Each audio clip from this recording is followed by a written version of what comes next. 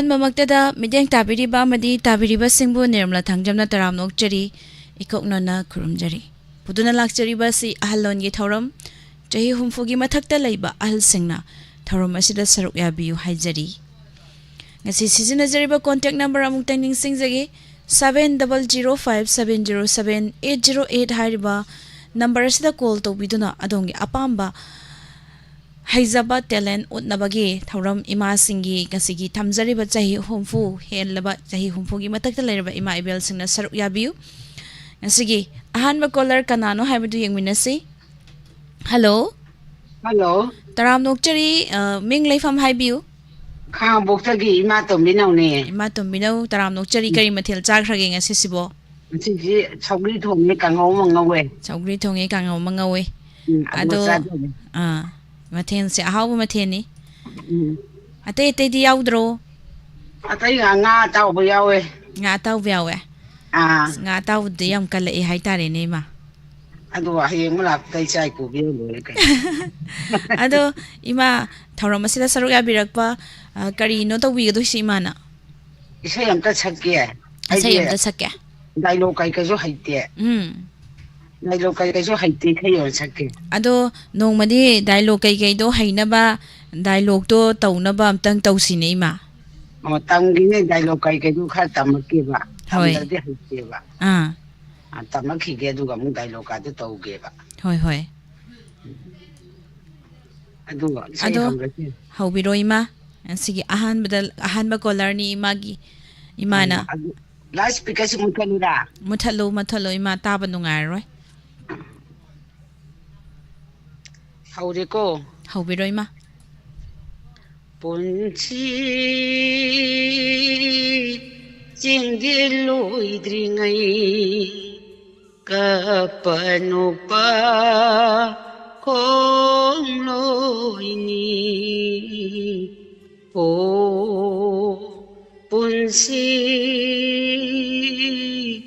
ꯆꯤꯡꯗꯦꯜꯂꯣꯏꯗ꯭ꯔꯤꯉꯩ ꯀꯞꯄ ꯅꯣꯛꯄ ꯈꯣꯡꯂꯣꯏꯅꯤ ꯍꯣ ꯄꯨꯟꯁꯤ ꯆꯤꯡꯗꯦꯜꯂꯣꯏꯗ꯭ꯔꯤꯉꯩ ꯅꯣꯡꯃ ꯅꯪꯅ ꯅꯣꯛꯈꯤꯕ ꯉꯁꯤꯗꯤ ꯑꯃꯨꯛ ꯀꯞꯂꯔꯦ ꯀꯥꯏꯅ ꯃꯩꯁꯥ ꯂꯥꯡꯂꯕ ꯊꯃꯣꯏ ꯁꯨꯛꯄ ꯄꯤꯔꯥꯡꯅ ꯃꯥꯕꯨ ꯈꯥꯝꯕ ꯌꯥꯔꯔꯣꯏ ꯍꯣ ꯄꯨꯟꯁꯤ ꯆꯤꯡꯗꯦꯜꯂꯣꯏꯗ꯭ꯔꯤꯉꯩ ꯅꯣꯡꯃ ꯅꯪꯅ ꯅꯣꯛꯈꯤꯕ ꯉꯁꯤꯗꯤ ꯑꯃꯨꯛ ꯀꯞꯂꯔꯦ ꯀꯥꯏꯅ ꯃꯩꯁꯥ ꯂꯥꯡꯂꯕ ꯊꯃꯣꯏ ꯁꯨꯛꯄ ꯄꯤꯔꯥꯡꯅ ꯃꯥꯕꯨ ꯈꯥꯝꯕ ꯌꯥꯔꯔꯣꯏ ꯍꯣ ꯄꯨꯟꯁꯤ ꯆꯤꯡꯗꯦꯜꯂꯣꯏꯗ꯭ꯔꯤꯉꯩ ꯅꯣꯡꯃ ꯅꯪꯅ ꯅꯣꯛꯈꯤꯕ ꯊꯃꯣꯏ ꯁꯨꯛꯄ ꯄꯤꯔꯥꯡꯅ ꯃꯥꯕꯨ ꯐꯥꯕ ꯌꯥꯔꯔꯣꯏ ꯍꯣ ꯄꯨꯟꯁꯤ ꯆꯤꯡꯗꯦꯜꯂꯣꯏꯗ꯭ꯔꯤꯉꯩ ꯂꯣꯟꯅ ꯆꯦꯠꯅ ꯊꯝꯖꯕ ꯄꯣꯟꯗꯤ ꯅꯣꯡꯒꯤ ꯌꯥꯏꯕꯤꯁꯦ ꯆꯤꯟꯇꯥꯒꯤ ꯃꯩꯅꯥ ꯆꯥꯛꯂꯔꯅꯤ ꯅꯤꯡꯉꯥꯏꯗꯃꯗꯣ ꯄꯥꯏꯈꯤꯅꯤ ꯎꯐꯨꯜꯂꯛꯇ ꯇꯤꯜꯂꯅꯤ ꯍꯣ ꯄꯨꯟꯁꯤ ꯆꯦꯟꯒꯦꯂꯣꯏꯗ꯭ꯔꯤꯉꯩ ꯂꯣꯟꯅ ꯆꯦꯟꯅ ꯊꯝꯖꯕ ꯀ꯭ꯋꯥꯡꯗꯤ ꯅꯨꯡꯒꯤ ꯌꯥꯏꯕꯤꯁꯦ ꯆꯤꯟꯇꯥꯒꯤ ꯃꯩꯅꯥ ꯆꯥꯛꯂꯔꯅꯤ ꯊꯃꯣꯏ ꯁꯣꯛꯄ ꯄꯤꯔꯥꯡꯗꯅ 마부 파버 남하우로 호 본시 쟁길로 이들이네 더와이 찌라 바이크버다 따이방신타 또이라니 우불라다 뛸라니 오분시 쟁길로이딩의 로나지나 탐자바 아이방신타 로이라니 하와이직라 바이크바다 말라학장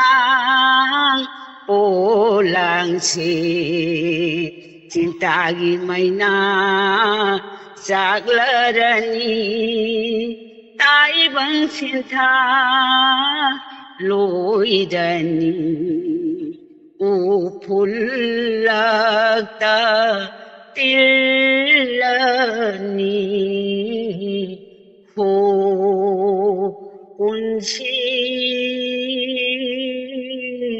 쟁길로 이등의 호운시 쟁길로 이등의 까빠노빠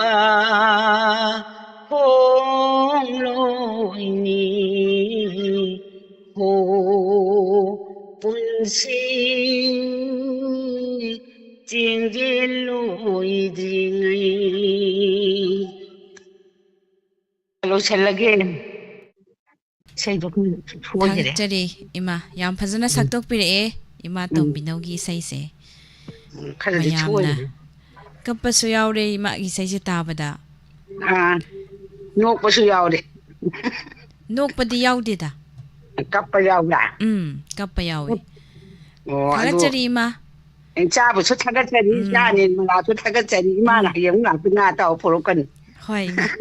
थैंक यू इमा थागचरी 탐들게 मथंगी कॉलर दा खुदोंग चा पिजगे लावन सना तखेलंबम इमा बला कोंजेंगबम तुपाबुंग तोंबो वांगजम लेगलाई दिरानोंग तोंबम देखबती शर्मा इमा जॉनसन तोक्सोम हेलो चाही हुम्पु सुबिरब्रो करिका चाही हुम्पु सुबिरब्रो हा करी हाइबना तादेबा चाही हुम्पु सुबिरब्रो चाही हुमदा मरी सुरे वाव चाही हुमद्रा मरी सुरे खोंजेंदी अन्नाहागी मालिको अदो कैसु कायदे चाहीना कनो निफु यांखै सुरकांदा खोंजेलदी चाही 35 गी खोंजेल मानबसो दम यावरि पोनीदा अदो मिंग लैफामगा अमता हाइबियो नोंपोक छमाइदगी सावित्री कवे नोंपोक छमाइदगी सावित्री इमा सावित्री करी मथेल चाबिख्रगे ngasiसिबो ओ ngasiजे कोबी लैगा चौहाइगा आलूगा थोंगे अदो इमा से अहलोनगी थौरमसिदा अमुक्ता सरुक जाबिद्रिबरो याजद्रिये अदुदि वारी सानबा नुंगाइदौ माली ꯋꯥꯔꯤꯁꯦ ꯑꯃꯨꯛꯇ ꯋꯥꯔꯤ ꯃꯃꯥꯡꯗ ꯁꯥꯟꯅꯈꯤꯕꯁꯤꯡꯗꯤ ꯑꯗꯨꯝ ꯏꯁꯩ ꯁꯛꯍꯟꯕ ꯑꯄꯥꯝꯕ ꯇꯧꯍꯜꯂꯤ ꯑꯗꯣ ꯏꯃꯥꯗꯤ ꯑꯃꯨꯛꯇ ꯐꯪꯗ꯭ꯔꯤ ꯍꯥꯏꯕꯅꯤꯅ ꯋꯥꯍꯪ ꯈꯔꯗꯤ ꯍꯪꯖꯕ ꯇꯥꯔꯦ ꯅꯆꯥꯅ ꯑꯣ ꯍꯪꯕꯤꯔꯣ ꯍꯪꯕꯤꯔꯣ ꯑꯗꯣ ꯏꯃꯥꯁꯦ ꯀꯔꯤ ꯇꯧꯒꯗꯣꯏꯅꯣ ꯉꯁꯤ ꯁꯔꯨꯛ ꯌꯥꯔꯦ ꯐꯣꯟ ꯐꯪꯉꯦ ꯑꯗꯣ ꯀꯔꯤ ꯇꯧꯕꯤꯒꯗꯣꯏꯅꯣ ꯑꯩ ꯏꯁꯩ ꯑꯝꯇ ꯁꯛꯆꯒꯦ ꯇꯧꯕꯅꯦ ꯏꯁꯩ ꯑꯝꯇ ꯏꯁꯩꯁꯨ ꯍꯥꯟꯅ ꯁꯛꯇꯣꯛꯑꯁꯤ ꯍꯣꯏ ꯑꯗꯨꯗꯨꯒ ꯍꯣꯏ ꯋꯥꯔꯤ ꯃꯈꯥ ꯆꯠꯊꯔꯁꯤ ꯁꯛꯂꯛꯑꯒꯦ ꯁꯛꯂꯛꯑꯣ ꯍꯣꯏ ꯍꯣꯏ ꯍꯣꯏ ꯄꯥꯔꯤ ꯃꯅꯤ ꯃꯃꯥꯅ ꯆꯤꯡꯌꯥꯒꯤ ꯀꯣꯔꯤ ꯆꯤꯟꯕꯀ ꯀꯅꯨꯡ ꯁꯋꯥ ꯂꯩꯄꯥꯛꯇ ꯀꯧꯔꯤ ꯃꯆꯥꯕꯨ ꯃꯪꯐꯝꯗ 이마기 이봉어 타와이기 마니 로이다 꾸이레다 락다 바용다 카누타나 레이팍다 사나바 사키바 와람라니 이마기 파이라 Tading tha komlang in lage la loga ba komlang in lage la loga ba imagi ibungo thawai gimani isana pamjaba hai tu lalu Imana leiragme kaithendagi Isana nongma leiragte kakhiba Imana leiragle chini sapho Chararoni saglaroni Imana inge lao Imagi ibungo thawai mani loidang kuireda lakta bayumda nangna loiramba tauba hoido sare kangdo paraledo nangchu samu Pangal saure namana bamira tilarani isana phaijom toman setuna imagi mangda salogaba imagi mangda lagogaba Imagi ibungo thawai gimani loidang kuireda lakta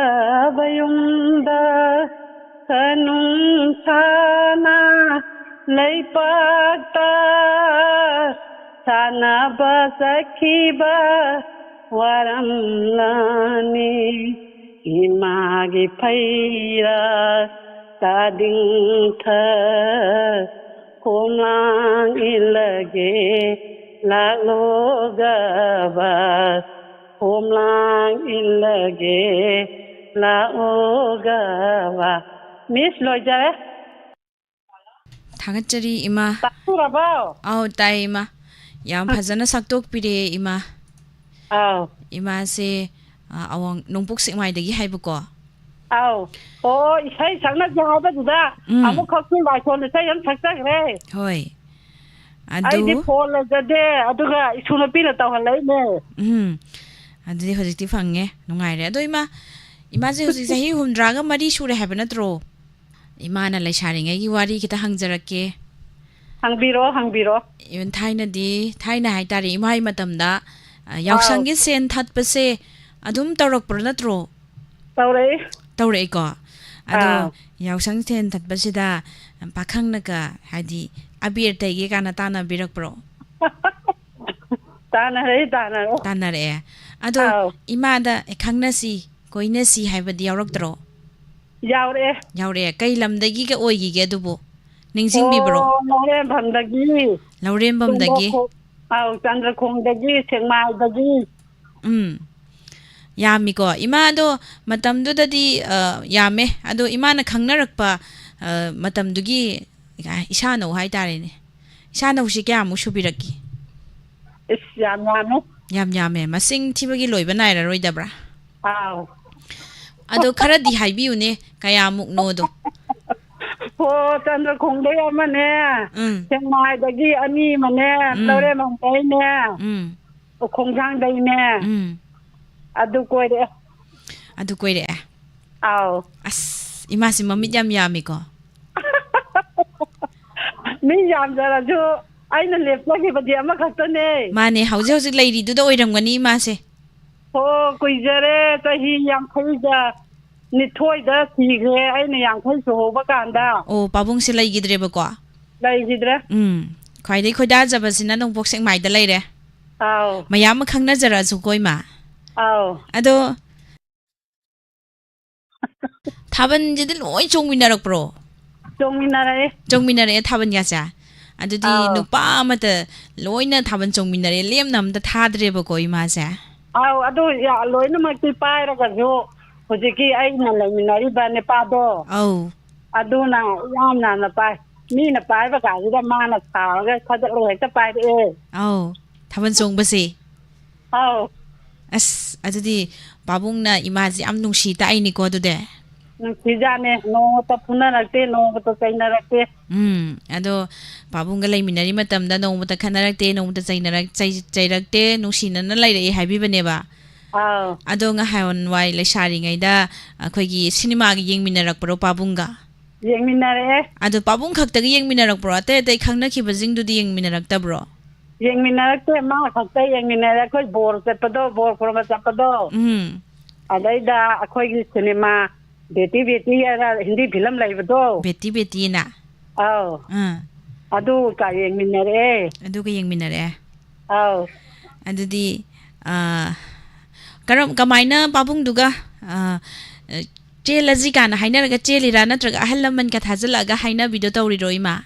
ꯑꯣ ꯆꯦꯜꯂꯁꯦ ꯍꯥꯏꯔꯒ ꯆꯦꯜꯂꯛꯏꯅꯦ ꯆꯦꯜꯂꯁꯦ ꯍꯥꯏꯔ ꯆꯦꯜꯂꯛꯏꯅꯦ ꯑꯗꯣ ꯃꯤꯗꯤ ꯁꯥꯏꯀꯜꯗ ꯆꯦꯜꯂꯛꯑꯦ ꯍꯥꯏꯅ ꯍꯥꯏꯌꯦꯕꯀꯣ ꯇꯥꯒꯤꯕ ꯑꯗꯣ ꯑꯥꯎ ꯏꯃꯥꯒꯤꯗꯤ ꯀꯔꯤꯗ ꯆꯦꯜꯂꯛꯀꯦ ꯈꯣꯡꯅ ꯑꯣꯏꯅ ꯆꯦꯜꯂꯛꯑꯦ ꯈꯣꯡꯅ ꯑꯣꯏꯅ ꯆꯦꯜꯂꯛꯑꯦ ꯅꯛꯄꯅꯤꯅ ꯑꯥꯎ ꯑꯁ ꯑꯗꯨꯅ ꯐꯔꯦꯗ ꯋꯥꯛꯀꯤꯡ ꯑꯣꯏꯅ ꯐꯔꯦ ꯐꯔꯦ ꯑꯗꯣ ꯏꯃꯥ ꯑꯃꯒꯤ ꯃꯃꯥꯡꯗ ꯇꯥꯈꯤꯕꯗ ꯁꯥꯏꯀꯜ ꯃꯃꯥꯡꯗ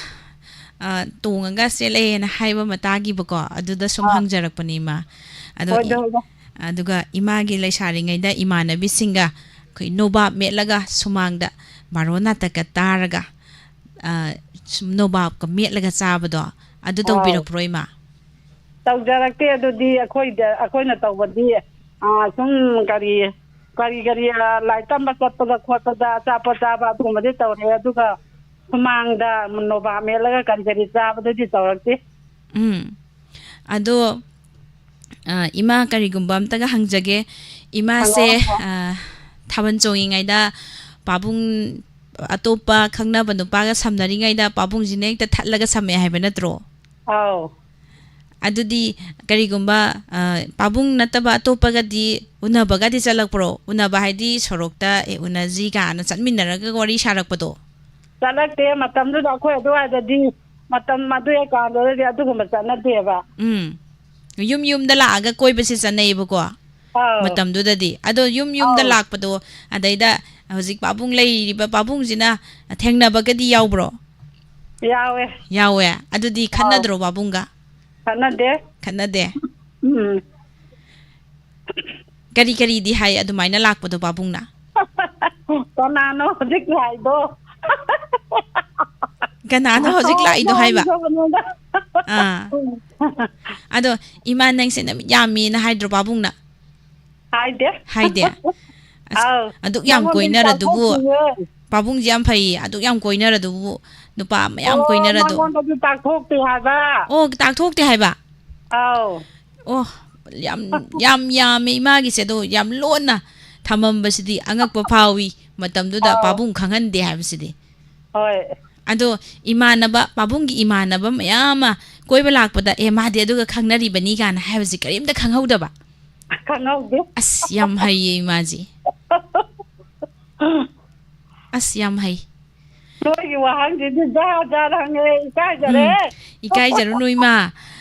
punsirol ne ima gi matamduda ima na kamaina nupa koina rai kamai chilai kamai tawrei ado haujikti ima isa kya subirage Ai ja ko di kai ne de ma. kaya subirage haisibo Hoi sa. Nupa mari nupi manga ne ba. nupa mari nupi manga Aw. mapan Ama din lai hidre. o mapan dagi ama laigidre ni pa lai hauri ba Aw. adudi nupi da nupa da laitri je ima Nupi da. nupi da Aw. adudi imagi isase nipan mapan dagi ama laigidra ba ko Aw. ado hojikti yum loina palamagani Pale mata ani ni ahum loi sunda. nupa manga dugi imau si manga suramani Nupa mari ne. oh nupa mari imau mari sure ado ima wahang ama hangjarake chumna di khombiro imau mari zigi manungda khwaidagi masak phajabise imau karambana oige Mathak ka loina. Thiba mata yaude loina phajai hena phajaba jo mata yaude. Oh, Sang mata leye. changchat amda phajaibo ko ado imau nupi jingdi loina haujikti tongan loi chanaramani matamgi matungina ado injang thongbada yamna hawi kangsoi thongbada yamna hawi haibe khut thomba haitare ado karamba imau ni oige Sang ko mo di mong pi aton ni ne le. aton mini hen hele Aw. oh adudi imagi icha nupa mari gi imau mari na amu imagi isu mayam leiramani imung se yamna big family ha achawa family ma oiramani ima se Ore aduna nungai na leiramgodaba mali ima se nungai re. ado kai wahang amutag hangjarake ima Angbi ro. huziki imana leirakliba pabung se kamai tawraga khangnara ino Oh, lai tam ba le. lairik tamba chatpada khangnarakpa Aw school am da taminare. hoi karamba school da tamake matamdo da ima Akoi nongpok sengma gi high school lama le ya ba. Adai da taminare. tambinarakpaduda Mana class 10 thare akoi na 8 thare. Adum hai kan da adu ai da gi 6 tagin suna paduna 10 ba nu sinare. Adum hai ta ga sele. as ima sahi je du dingan nam yum palam do male Pale sahi tang tang bi yum pale. sahi try pa da yum pale Aw. adudi hauba se pabung na hora mani ado chithi ga pira iro na tragana chin hekta haira iro TV chithi pire kamaina ka ti ire imat ningsing bibra Oh, cuma ada apa kau acara apa tu belanya. kaisu kaide matam duda imaga babaga khangnarakpagi wari ni kaisu kaide taja sanu Oh, tinggal dah semani ini apa? My dear sister, harga ilmu sih deh. my dear little heart ani reiba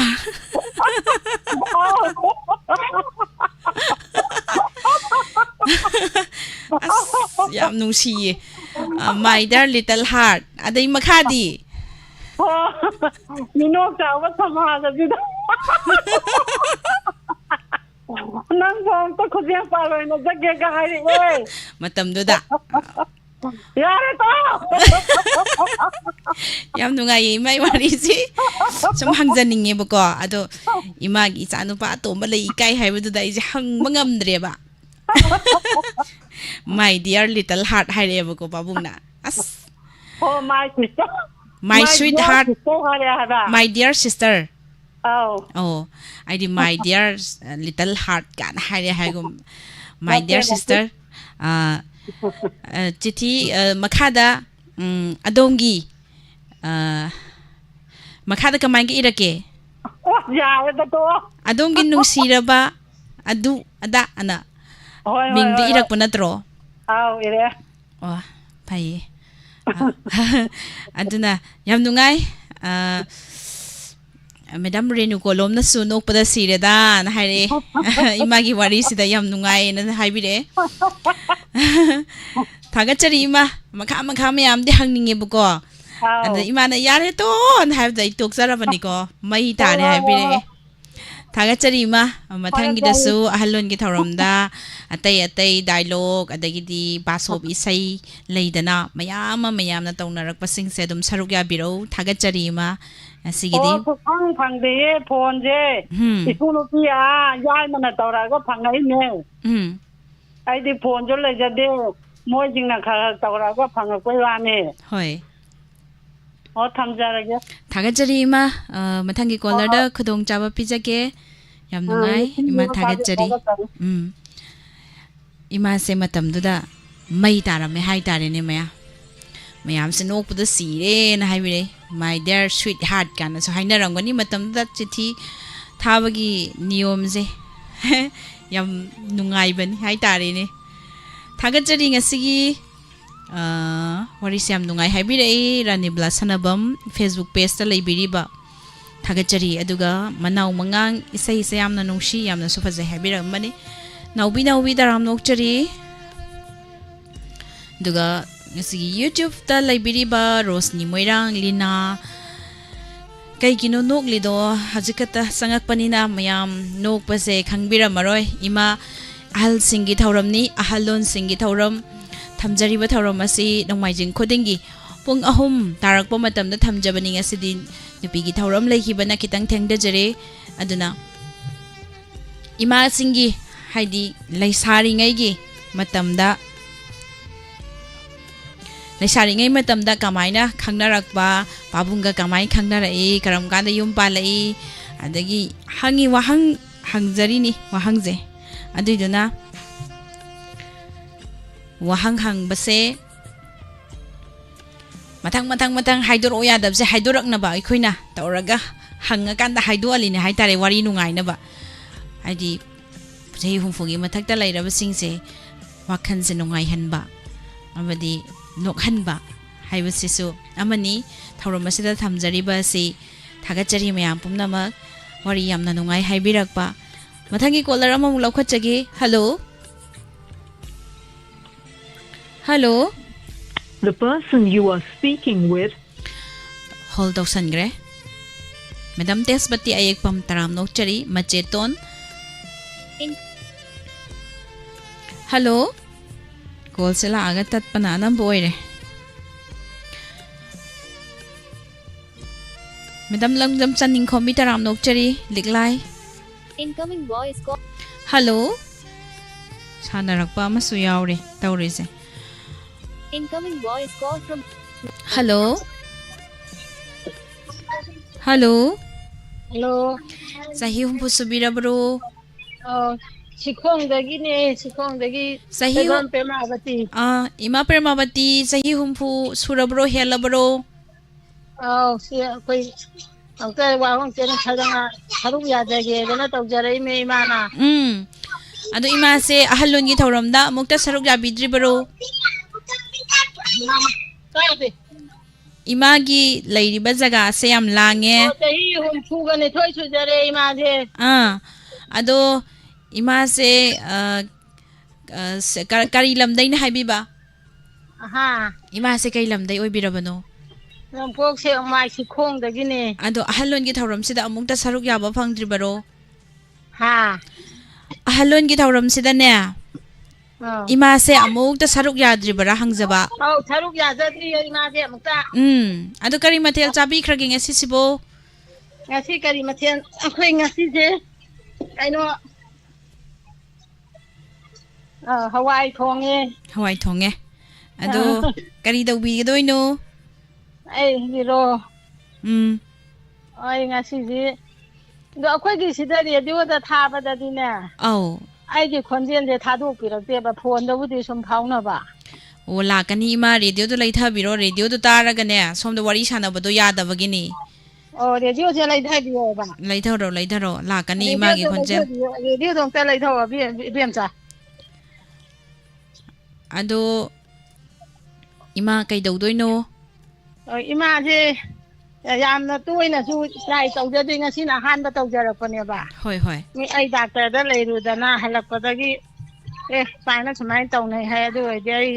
try ꯇꯧꯔꯒ ꯌꯦꯡꯒꯦꯅ ꯑꯩꯅ ꯇꯧꯕꯅꯦ ꯑꯗꯨ ꯂꯥꯏꯕꯛ ꯐꯗꯅ ꯉꯁꯤꯗꯤ ꯏꯆꯥꯁꯤꯡꯒ ꯄꯥꯎ ꯐꯥꯎꯅꯔꯦ ꯍꯣꯏ ꯍꯣꯏ ꯏꯃꯥ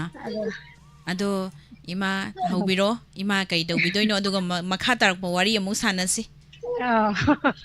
ꯏꯃꯥꯁꯦ ꯏꯁꯩ ꯃꯇꯦꯛ ꯑꯃꯇꯪ ꯁꯛꯂꯛꯀꯦ ꯍꯣꯏ ꯑꯩꯈꯣꯏ ꯃꯇꯝꯗꯨꯒꯤ ꯏꯁꯩ ꯍꯥꯏꯇꯥꯔꯦꯀꯣ ꯎꯝ ꯑꯗꯨ ꯃꯇꯦꯛ ꯑꯃꯇꯪ ꯁꯛꯆꯔꯛꯑꯒꯦ ꯍꯧꯕꯤꯔꯣ ꯊꯋꯥꯏꯒꯤ ꯏꯃꯥ ꯕꯦꯝꯃ ꯅꯨꯡꯁꯤ ꯅꯣꯡꯗꯝ ꯑꯣꯏꯕꯤ ꯅꯍꯥꯛꯄꯨ ꯅꯨꯡꯁꯤꯖꯩ ꯄꯥꯝꯃꯨꯖꯩ ꯍꯣꯏ ꯏꯃꯥ ꯃꯇꯦꯛꯁꯤ ꯁꯛꯑꯒ ꯇꯣꯛꯑꯒ ꯏꯃꯥꯁꯦ ꯀꯩꯅꯣ ꯇꯧꯔꯨꯕꯒꯤ ꯗꯥꯛꯇꯔꯗ ꯂꯩꯔꯨꯕꯒꯤ ꯋꯥꯁꯨ ꯌꯥꯝ ꯋꯥꯔꯤꯑꯕꯀꯣ ꯏꯃꯥ ꯀꯔꯤ ꯑꯣꯏꯅ ꯉꯝꯕꯤꯗꯕꯅꯣ ꯑꯣ ꯑꯉꯥꯡꯁꯤꯡꯒꯤꯅꯦ ꯎꯝ ꯗꯤꯂꯤꯚꯔꯤꯒꯤ ꯏꯆꯥꯅꯨꯄꯤ ꯑꯇꯣꯝꯕꯤꯒꯤ ꯇꯧꯕꯗ ꯑꯃꯨꯛ ꯀꯩꯅꯣ ꯇꯧꯗꯅ ꯑꯣꯄꯔꯦꯁꯟ ꯇꯧꯗꯅ ꯑꯃꯨꯛ ꯋꯥꯕ ꯌꯥꯕ ꯋꯥꯅ ꯑꯃꯨꯛ ꯂꯩꯔꯨꯔꯦ ꯑꯗꯣ ꯑꯗꯩ ꯏꯃꯥꯁꯦ ꯍꯜꯂꯛꯄꯒ ꯃꯧ ꯑꯃꯨꯛ ꯇꯧꯗꯅ ꯃꯧꯒꯤ ꯑꯃꯨꯛ ꯂꯩꯔꯨꯗꯅ ꯆꯥꯗꯕꯅꯦ ꯊꯛꯇꯕ ꯇꯨꯝꯗꯕꯅꯦ ꯏꯃꯥꯁꯤ ꯌꯥꯝ ꯋꯥꯔꯕ ꯑꯗꯣ ꯉꯔꯥꯡ ꯍꯥꯏꯊꯔꯛꯄꯅꯦꯕ ꯋꯥꯍꯪ ꯈꯔ ꯍꯪꯖꯔꯛꯀꯦ ꯌꯥꯒꯗ꯭ꯔꯣ ꯑꯣ ꯍꯪꯕꯤꯔꯛꯑꯣ ꯍꯪꯕꯤꯔꯛꯑꯣ ꯏꯃꯥꯁꯦ ꯆꯍꯤ ꯀꯌꯥꯗ ꯌꯨꯝ ꯄꯥꯜꯂꯛꯀꯦ ꯏꯃꯥꯁꯦ ꯉꯟꯅ ꯄꯥꯜꯂꯦ ꯏꯕꯦꯝꯃ ꯆꯍꯤ 19ꯗ ꯄꯥꯜꯂꯦ 19ꯗ ꯄꯥꯜꯂꯦ ꯑꯗꯣ ꯑꯧ ꯆꯍꯤ 19ꯗ ꯏꯆꯥ ꯀꯌꯥ ꯁꯨꯕꯤꯔꯒꯦ ꯏꯃꯥꯒꯤ ꯏꯆꯥ 3ꯅꯦ ꯏꯆꯥ 3 ꯅꯨꯄꯤ ꯀꯌꯥ ꯅꯨꯄꯥ ꯀꯌꯥ ꯅꯨꯄꯤ 2 ꯅꯨꯄꯥ 4 ꯅꯨꯄꯤ 2 ꯅꯨꯄꯥ 4 ꯂꯣꯏꯅ ꯃꯌꯨꯝ ꯄꯥꯜꯂꯝꯃꯅꯤ ꯍꯧꯖꯤꯛꯇꯤ ꯑꯧ ꯂꯣꯏꯅ ꯄꯥꯟꯕ ꯂꯣꯏꯔꯦ ꯏꯕꯦꯝꯃ ꯏꯃꯧ 2 ꯐꯪꯕꯤꯔꯕ꯭ꯔꯣ ꯏꯃꯧ ꯀꯔꯤꯑꯕ ꯏꯃꯧ 2 ꯏꯃꯧ 4 ꯏꯃꯧ 4 ꯑꯗꯣ ꯑꯧ ꯏꯃꯧ 4ꯁꯦ ꯃꯁꯛ ꯐꯖꯕ ꯀꯅꯥꯅ ꯍꯦꯟꯒꯦ ꯏꯃꯥꯒꯤ ꯏꯃꯧ 4ꯁꯦ ꯑꯧ ꯃꯁꯛ ꯐꯖꯩ ꯌꯥꯝꯅ ꯀꯥ ꯍꯦꯟꯅ ꯐꯖꯗ꯭ꯔꯒꯁꯨ ꯁꯨꯝ ꯆꯠꯅꯕ ꯌꯥꯕ ꯉꯥꯛꯇꯅꯤ ꯑꯁ ꯏꯃꯧ ꯅꯨꯄꯤꯁꯤꯡꯅ ꯇꯥꯔꯒ ꯑꯩꯅ ꯃꯥꯅ ꯍꯦꯜꯂꯤ ꯍꯥꯏꯈ꯭ꯔꯗꯤ ꯅꯨꯡꯁꯤꯔꯔꯣꯏꯅ ꯏꯃꯥꯒꯤꯁꯦ ꯂꯣꯏꯅ ꯆꯞ ꯃꯥꯟꯅꯅ ꯅꯨꯡꯁꯤ ꯆꯞ ꯃꯥꯟꯅꯅ ꯑꯧ ꯆꯞ ꯐꯖꯩ ꯃꯥꯟꯅꯅ ꯑꯗꯨꯅꯤ ꯅꯨꯡꯁꯤ ꯐꯁꯨ ꯂꯣꯏꯅ ꯐꯩ ꯂꯣꯏ ꯐꯩꯌꯦ ꯐꯠꯇꯕ ꯑꯝꯇ ꯌꯥꯎꯗꯦ ꯑꯗꯣ ꯍꯧꯖꯤꯛꯀꯥꯟꯒꯤ ꯃꯤꯅ ꯃꯧꯅ ꯄꯤꯖꯅꯤꯡꯉꯤ ꯄꯤꯖꯅꯤꯡꯗꯦ ꯑꯗꯨ ꯑꯗꯥ ꯍꯥꯏꯕꯗꯣ ꯏꯃꯥꯒꯤꯗꯤ ꯍꯧꯖꯤꯛ ꯂꯥꯏꯕꯛ ꯐꯕ ꯍꯥꯏꯒꯗ꯭ꯔꯥ ꯍꯧꯖꯤꯛ ꯐꯥꯎꯒꯤꯗꯤ ꯑꯗꯨ ꯌꯥꯎꯗ꯭ꯔꯤ ꯏꯆꯥꯈꯩꯅ ꯂꯣꯏꯅ ꯀꯟꯇ꯭ꯔꯣꯜ ꯇꯧꯔꯒ ꯊꯝꯃꯦ ꯌꯥꯝ ꯐꯩ ꯏꯃꯥꯒꯤ ꯏꯆꯥꯅꯨꯄꯥꯁꯤꯡ ꯑꯧ ꯃꯧꯒꯤ ꯃꯇꯥꯡꯁꯦ ꯏꯆꯥꯅꯨꯄꯥꯒꯤ ꯃꯇꯨꯡ ꯏꯜꯂꯦ ꯍꯥꯏꯇꯥꯔꯦꯅꯦ ꯏꯃꯥ ꯃꯥꯅꯤ ꯃꯥꯅꯤ ꯃꯤꯒꯤ ꯃꯆꯥ ꯂꯥꯛꯄꯗꯣ ꯐꯕ ꯐꯠꯇꯕ ꯍꯥꯏꯁꯦ ꯑꯩꯒꯤ ꯏꯆꯥꯒꯤ ꯈꯨꯠꯇ ꯂꯩꯔꯦ ꯑꯗꯣ ꯏꯃꯥꯁꯦ ꯑꯩꯁꯦ ꯍꯪꯗꯣꯏꯁꯦ ꯏꯃꯥꯅ ꯍꯩꯅꯗꯦ ꯀꯥꯟꯅ ꯍꯥꯏꯔꯛꯇꯣꯏꯖꯥꯠꯂ ꯈꯪꯗꯦ ꯏꯃꯥꯁꯦ ꯂꯩꯁꯥꯔꯤꯉꯩꯗ ꯅꯨꯄꯥ ꯀꯌꯥꯗꯤ ꯈꯪꯅꯕꯤꯔꯛꯀꯦ ꯍꯥ ꯏꯃꯥꯁꯦ ꯂꯩꯁꯥꯔꯤꯉꯩꯗ ꯅꯨꯄꯥ ꯀꯌꯥꯗꯤ ꯈꯪꯅꯕꯤꯔꯛꯀꯦꯕ ꯅꯨꯄꯥ ꯀꯌꯥ ꯈꯪꯅꯕꯤꯔꯛꯀꯦꯕ ꯍꯣꯏ ꯑꯣ ꯑꯩ ꯅꯨꯄꯥ ꯌꯥꯝ ꯈꯪꯅꯖꯔꯛꯇꯦ ꯑꯩꯗꯤ 2 ꯑꯍꯨꯝꯈꯛ ꯑꯉꯥꯡ ꯑꯣꯏꯅ ꯄꯥꯟꯈ꯭ꯔꯕꯅꯤꯅꯕꯀꯣ 2 ꯑꯍꯨꯝꯈꯛ ꯈꯪꯅꯔꯛꯑꯦꯕ ꯑꯧ ꯀꯩ ꯂꯝꯗꯩꯅꯣ ꯑꯩ ꯑꯩꯈꯣꯏ ꯁꯤꯈꯣꯡ ꯎꯝ ꯈꯨꯟꯁꯦ ꯎꯝ ꯁꯤꯗꯩ ꯊꯤꯡꯉꯥꯎ ꯂꯩꯉꯥꯎ ꯑꯩꯈꯣꯏꯗꯤ ꯀꯣꯏꯕꯒꯗꯣ ꯈꯪꯍꯧꯗ꯭ꯔꯦꯗ ꯍꯣꯏ ꯑꯗꯒꯤ ꯁꯤꯒꯣꯡꯗꯩꯅꯦ ꯂꯥꯡꯃꯩꯊꯦꯠꯇꯩꯅꯦ ꯑꯗꯩ ꯎꯈꯣꯡꯖꯥꯡꯗꯩꯒ ꯎꯈꯣꯡꯖꯥꯡꯗꯩꯒ ꯍꯧꯖꯤꯛ ꯂꯩꯔꯤꯁꯤꯅ ꯍꯧꯖꯤꯛ ꯂꯩꯔꯤꯁꯦ ꯑꯩꯈꯣꯏ ꯁꯤꯈꯣꯡꯗꯒꯤꯅꯤ ꯁꯤꯈꯣꯡꯗꯒꯤ ꯑꯗꯣ ꯄꯥꯕꯨꯡꯗꯤ ꯂꯩꯔꯤꯕ꯭ꯔꯣ ꯑꯧ ꯄꯥꯕꯨꯡ ꯂꯩꯔꯤꯌꯦ ꯂꯩꯔꯤꯌꯦ ꯑꯗꯣ ꯄꯥꯕꯨꯡꯒ ꯈꯪꯅꯔꯛꯏꯁꯦ ꯀꯃꯥꯏꯅ ꯇꯧꯔ ꯈꯪꯅꯔꯛꯏꯅꯣ ꯑꯣ ꯄꯥꯕꯨꯡꯁꯦ ꯁꯨꯝ ꯑꯉꯥꯡ ꯑꯣꯏꯅ ꯑꯩꯈꯣꯏ ꯈꯨꯟ ꯃꯁꯦꯟꯅꯤꯅꯀꯣ ꯎꯝ ꯁ꯭ꯀꯨꯜꯁꯨ ꯄꯨꯜꯂꯞꯅ ꯁꯦꯛꯃꯥꯏ ꯍꯥꯏ ꯁ꯭ꯀꯨꯜꯗ ꯄꯨꯜꯂꯞ ꯇꯝꯃꯤꯟꯅꯕ ꯎꯝ ꯑꯩꯈꯣꯏ ꯑꯗꯨ ꯁꯨꯝ ꯑꯗꯨꯗꯒꯤ ꯁꯨꯝ ꯑꯉꯥꯡ ꯑꯣꯏꯅ ꯁꯨꯝ ꯈꯪꯅꯈ꯭ꯔꯕꯅꯤ ꯑꯉꯥꯡ ꯑꯣꯏꯅ ꯈꯪꯅꯔꯛꯑꯦ ꯑꯗꯣ ꯀꯃꯥꯏꯅ ꯇꯧꯔ ꯑꯧ ꯈꯪꯅꯔꯛꯏꯅꯣ ꯈꯪꯅꯔꯁꯤ ꯍꯥ ꯏꯕꯥꯅꯤ ꯈꯪꯅꯔꯁꯤ ꯄ꯭ꯔꯣꯄꯣꯁ ꯍꯥꯏꯇꯥꯔꯦꯅꯦ ꯑꯧ ꯅꯨꯡꯁꯤꯒ ꯍꯥꯏꯔꯛꯄꯗꯣ ꯑꯗꯨ ꯀꯅꯥ ꯍꯣꯏ ꯍꯣꯏ ꯀꯃꯥꯏꯅ ꯍꯣꯏ ꯍꯥꯏꯔꯛꯀꯦꯕ ꯑꯣ ꯅꯪ ꯄꯥꯕꯨꯡꯅ ꯍꯥꯟꯅ ꯃꯤꯉꯣꯟꯗ ꯍꯥꯏꯍꯜꯂꯛꯑꯦ ꯃꯤꯉꯣꯟꯗ ꯍꯥꯏꯍꯜꯂꯛꯑꯦ ꯑꯧ ꯑꯗꯨꯒ ꯑꯗꯨꯃꯥꯏꯅ ꯁꯨꯝ ꯃꯇꯝꯗꯨꯒꯤꯗꯤ ꯑꯩꯈꯣꯏ ꯆꯦꯗ ꯆꯤꯊꯤ ꯏꯔꯒ ꯇꯧꯅꯗꯥꯏꯅꯦ ꯑꯧ ꯆꯦꯗ ꯆꯤꯊꯤ ꯏꯔꯛꯑꯦ ꯑꯗꯣ ꯃꯔꯣꯟꯗꯣ ꯀꯃꯥꯏꯅ ꯏꯔꯛꯀꯦ ꯃꯔꯣꯟꯗꯨꯅꯤ ꯇꯥꯅꯤꯡꯉꯤꯁꯦ ꯃꯔꯣꯟꯗꯨꯅꯦ ꯃꯥꯅ ꯅꯨꯡꯁꯤꯕ ꯃꯥꯅ ꯐꯣꯡꯗꯣꯛꯅꯤꯡꯕ ꯋꯥꯍꯩꯗꯣ ꯆꯦꯗꯨꯗ ꯏꯔꯒ ꯍꯥꯏꯔꯛꯄ ꯎꯝ ꯑꯗꯒꯤ ꯏꯃꯥꯅ ꯑꯃꯨꯛ ꯑꯩꯅ ꯍꯥꯏꯅꯤꯡꯕꯗꯣ ꯆꯦꯗꯨꯗ ꯏꯔꯒ ꯑꯃꯨꯛ ꯍꯟꯕ ꯑꯗꯨꯃꯥꯏꯅ ꯇꯧꯋꯦ ꯃꯔꯣꯟꯗꯣ ꯉꯁꯥꯏ ꯑꯍꯥꯟꯕꯒꯤ ꯏꯃꯥꯒꯤꯗꯤ ꯃꯥꯏ ꯗꯤꯌꯔ ꯂꯤꯇꯜ ꯁꯤꯁꯇꯔ ꯍꯥꯏꯔꯛꯑꯦ ꯍꯥꯏꯕꯀꯣ ꯍꯣꯏ ꯍꯣꯏ ꯃꯇꯝꯗꯨꯒꯤꯗꯤ ꯑꯗꯨꯃꯥꯏꯅ ꯍꯥꯏꯅꯔꯦ ꯑꯗꯣ ꯏꯃꯥꯒꯤꯁꯨ ꯍꯥꯏꯔꯛꯄ꯭ꯔꯕ ꯑꯥꯎ ꯏꯃꯥꯒꯤꯁꯨ ꯍꯥꯏꯔꯛꯑꯦ ꯍꯥꯏꯔꯛꯑꯦ ꯏꯃꯥꯅꯒ ꯃꯈꯥꯗ ꯌꯣꯔ ꯁ꯭ꯋꯤꯠ ꯍꯥꯔꯠ ꯀꯥꯟꯅ ꯏꯈꯤꯕ ꯌꯥꯎꯕ꯭ꯔꯣ ꯍꯣꯏ ꯃꯇꯝꯗꯨꯒꯤ ꯃꯇꯝꯗꯨꯒꯤ your นนุ่งชีนั่นนะ your นุ่งชี lovely นั่นอะไรมินอะไร ꯂꯩꯃꯤꯟꯅꯔꯦ ꯄꯥꯕꯨꯡꯒ ꯍꯧꯖꯤꯛ ꯂꯩꯃꯤꯟꯅꯔꯛꯄꯁꯤꯗ ꯑꯗꯨ ꯂꯩꯃꯤꯟꯅꯔꯤ ꯑꯗꯣ ꯈꯠꯅꯕ ꯆꯩꯅꯕ ꯑꯗꯒꯤ ꯁꯥꯎꯅꯕꯒꯗꯤ ꯌꯥꯎꯗ꯭ꯔꯣ ꯏꯃꯥ ꯑꯣ ꯃꯤꯅꯤꯅꯀꯣ อืม ꯇꯥꯏꯕꯪ ꯃꯤ ꯑꯩꯈꯣꯏꯅꯤꯅ ꯉꯥꯏꯍꯥꯛꯇꯪꯁꯨ ꯍꯦꯛ ꯁꯥꯎꯅꯕ ꯉꯥꯏꯍꯥꯛꯇꯪꯁꯨ ꯍꯦꯛ ꯇꯧꯅꯕ ꯇꯥꯏꯕꯪ ꯃꯤꯅꯤꯅꯀꯣ เฮ้ยꯑꯗꯣ ตุ้มกวยนะที่เสาเนยอย่าปนนะเตี้ยท่า อืมสงเศร้าเสานะเตี้ยหายแล้วก็ที่ลายนะเสาเนี่ยบะ ꯍꯣꯏ ꯑꯗꯣ ꯄꯥꯕꯨꯡꯅ ꯃꯁꯤ ꯐꯨꯒꯦꯗ ꯃꯁꯤ ꯀꯥꯟꯗ ꯅꯪꯒꯟꯗ ꯗꯨꯞ ꯂꯥꯎꯅ ꯊꯥꯔꯛꯄꯒꯗꯤ ꯌꯥꯎꯈ꯭ꯔꯕ꯭ꯔꯕ เฮ้ยเฮ้ยเสานึงก็การเลยเฮ้ยก็ ꯑꯗꯣ ꯏꯃꯥꯁꯦ ꯄꯥꯕꯨꯡꯅ ꯑꯗꯨꯃꯥꯏꯅ ꯐꯨꯔꯛꯄꯁꯤꯗ ꯑꯩ ꯏꯄꯥꯝꯗ ꯆꯠꯆꯔꯒꯦ ꯀꯥꯟꯅ ꯈꯟꯈꯤꯕꯗꯤ ꯌꯥꯎꯗ꯭ꯔꯣ โอ้ขั้นเล็กขั้นแล้วก็ดูอีจ้าถึงจะคุณตัวมันก็จะได้ยาแต่ไม่นั่งหักเสานึงบ่ก็หักเสานึงก็จะสมไทยดะ ꯉꯥꯏꯍꯥꯛ ꯁꯥꯎꯅꯤꯡꯉꯁꯨ ꯐꯩꯌꯦ เออ ꯑꯗꯣ ꯁꯨꯝ ꯑꯩꯅ ꯊꯦꯡꯅꯖꯕꯗꯀꯣ ꯋꯥꯔꯤꯅꯤ ꯃꯌꯥꯝ ꯅꯣꯛꯁꯦꯕ เออ ꯃꯇꯩ ꯃꯅꯥꯎ ꯈꯟꯅꯕꯗ ꯈꯥꯝꯃꯨꯅꯨ ꯍꯥꯏꯅꯕ ꯂꯩꯕꯀꯣ ให้ꯑꯗꯨꯝหมายนะให้เนี่ย ꯃꯇꯩ ꯃꯅꯥꯎ ꯈꯟꯅꯕꯁꯤꯗ ꯈꯟꯅꯔꯀꯥꯟꯗ ꯁꯨꯝ ꯌꯨꯝꯊꯪꯅꯕꯗꯩ ꯀꯩꯗꯒꯤ ꯁꯨꯝ ꯈꯟꯅꯔꯒ ꯅꯨꯡꯗꯥꯡ ꯋꯥꯏꯔꯝꯗ ꯉꯥꯅꯨ ꯂꯩꯔꯒ ꯉꯥꯅꯨ ꯆꯔꯥ ꯑꯃꯅ ꯌꯥꯁꯟꯅꯕꯒꯥꯏꯁꯨ ꯂꯩꯌꯦꯕꯀꯣ เฮ้ยเฮ้ย ꯑꯗꯨꯝ ꯊꯦꯡꯅꯩꯕ ꯑꯗꯨꯃꯥꯏꯅꯒꯗꯤ ꯇꯧꯗ꯭ꯔꯕ ꯑꯗꯨꯃꯥꯏꯅ ꯊꯣꯏꯗꯣꯛꯄ ꯇꯧꯗꯦ ꯑꯩꯈꯣꯏ ꯉꯥꯏꯍꯥꯛ ꯁꯥꯎꯅꯔꯁꯨꯅꯦ เꯀꯩꯅꯣ ꯇꯧꯔꯒ ꯁꯨꯝ ꯃꯥꯅ ꯑꯩꯅ ꯁꯥꯎꯅꯤꯡꯗꯅ ꯃꯁꯤ ꯃꯤꯁꯤ ꯀꯧꯅꯔꯔꯣꯏꯗ ꯀꯥꯏ ꯈꯜꯂꯁꯨ ꯁꯨꯝ ꯅꯪ ꯄꯥꯕꯨꯡꯅꯁꯨ ꯀꯧꯔꯛꯑꯦ ꯑꯗꯩ ꯑꯩꯈꯣꯏꯁꯨ ꯀꯨꯏꯅ ꯁꯥꯎꯕ ꯉꯝꯗꯕꯅꯤꯅ ꯁꯨꯝ ꯍꯣꯏꯅꯦ ꯅꯨꯡꯁꯤꯕꯅ ꯋꯥ ꯍꯥꯏꯔꯛꯑꯗꯤ ꯈꯨꯝꯗꯕ ꯉꯝꯗꯦ ꯑꯗꯨꯅꯤ ꯍꯣꯏ ꯑꯗꯣ ꯄꯥꯕꯨꯡꯒꯗꯤ ꯀꯌꯥꯔꯛꯀꯗꯤ ꯊꯥꯕꯜ ꯆꯣꯡꯃꯤꯟꯅꯔꯛꯀꯦ ꯊꯥꯕꯜ ꯅꯪ ꯄꯥꯕꯨꯡꯒꯤ ꯊꯥꯕꯜ ꯃꯄꯨꯟꯁꯤꯒꯤ ꯆꯣꯡꯗꯤꯌꯦ ꯑꯁ ꯃꯄꯨꯟꯁꯤꯒꯤ ꯊꯥꯕꯜ ꯆꯣꯡꯗ꯭ꯔꯤꯕ ꯑꯗꯣ ꯏꯃꯥꯗꯤ ꯆꯣꯡꯉꯛꯄ꯭ꯔꯣ ꯃꯄꯨꯟꯁꯤꯒꯤ ꯊꯥꯕꯜ ꯆꯣꯡꯗꯦ 이마디 ꯑꯩꯗꯤ ꯌꯥꯝ ꯆꯣꯡꯕꯤꯔꯛ ꯆꯣꯡꯉꯤ 이마디 ꯆꯣꯡꯉꯦ ꯑꯗꯣ ꯑꯩꯗꯤ ꯌꯥꯝ ꯆꯣꯡꯉꯦ 이마나 ꯆꯣꯡꯉꯤꯉꯩꯗ ꯄꯥꯕꯨꯡꯅ 이마나 ꯆꯣꯡꯉꯤꯉꯩꯗ ꯄꯥꯕꯨꯡꯅ ꯌꯦꯡꯕꯗꯤ ꯂꯥꯛꯄ ꯌꯥꯎꯗ꯭ꯔꯣ ꯌꯥꯎꯋꯦ ꯑꯩꯈꯣꯏ ꯈꯨꯟ ꯃꯁꯦꯟꯅꯤꯅꯀꯣ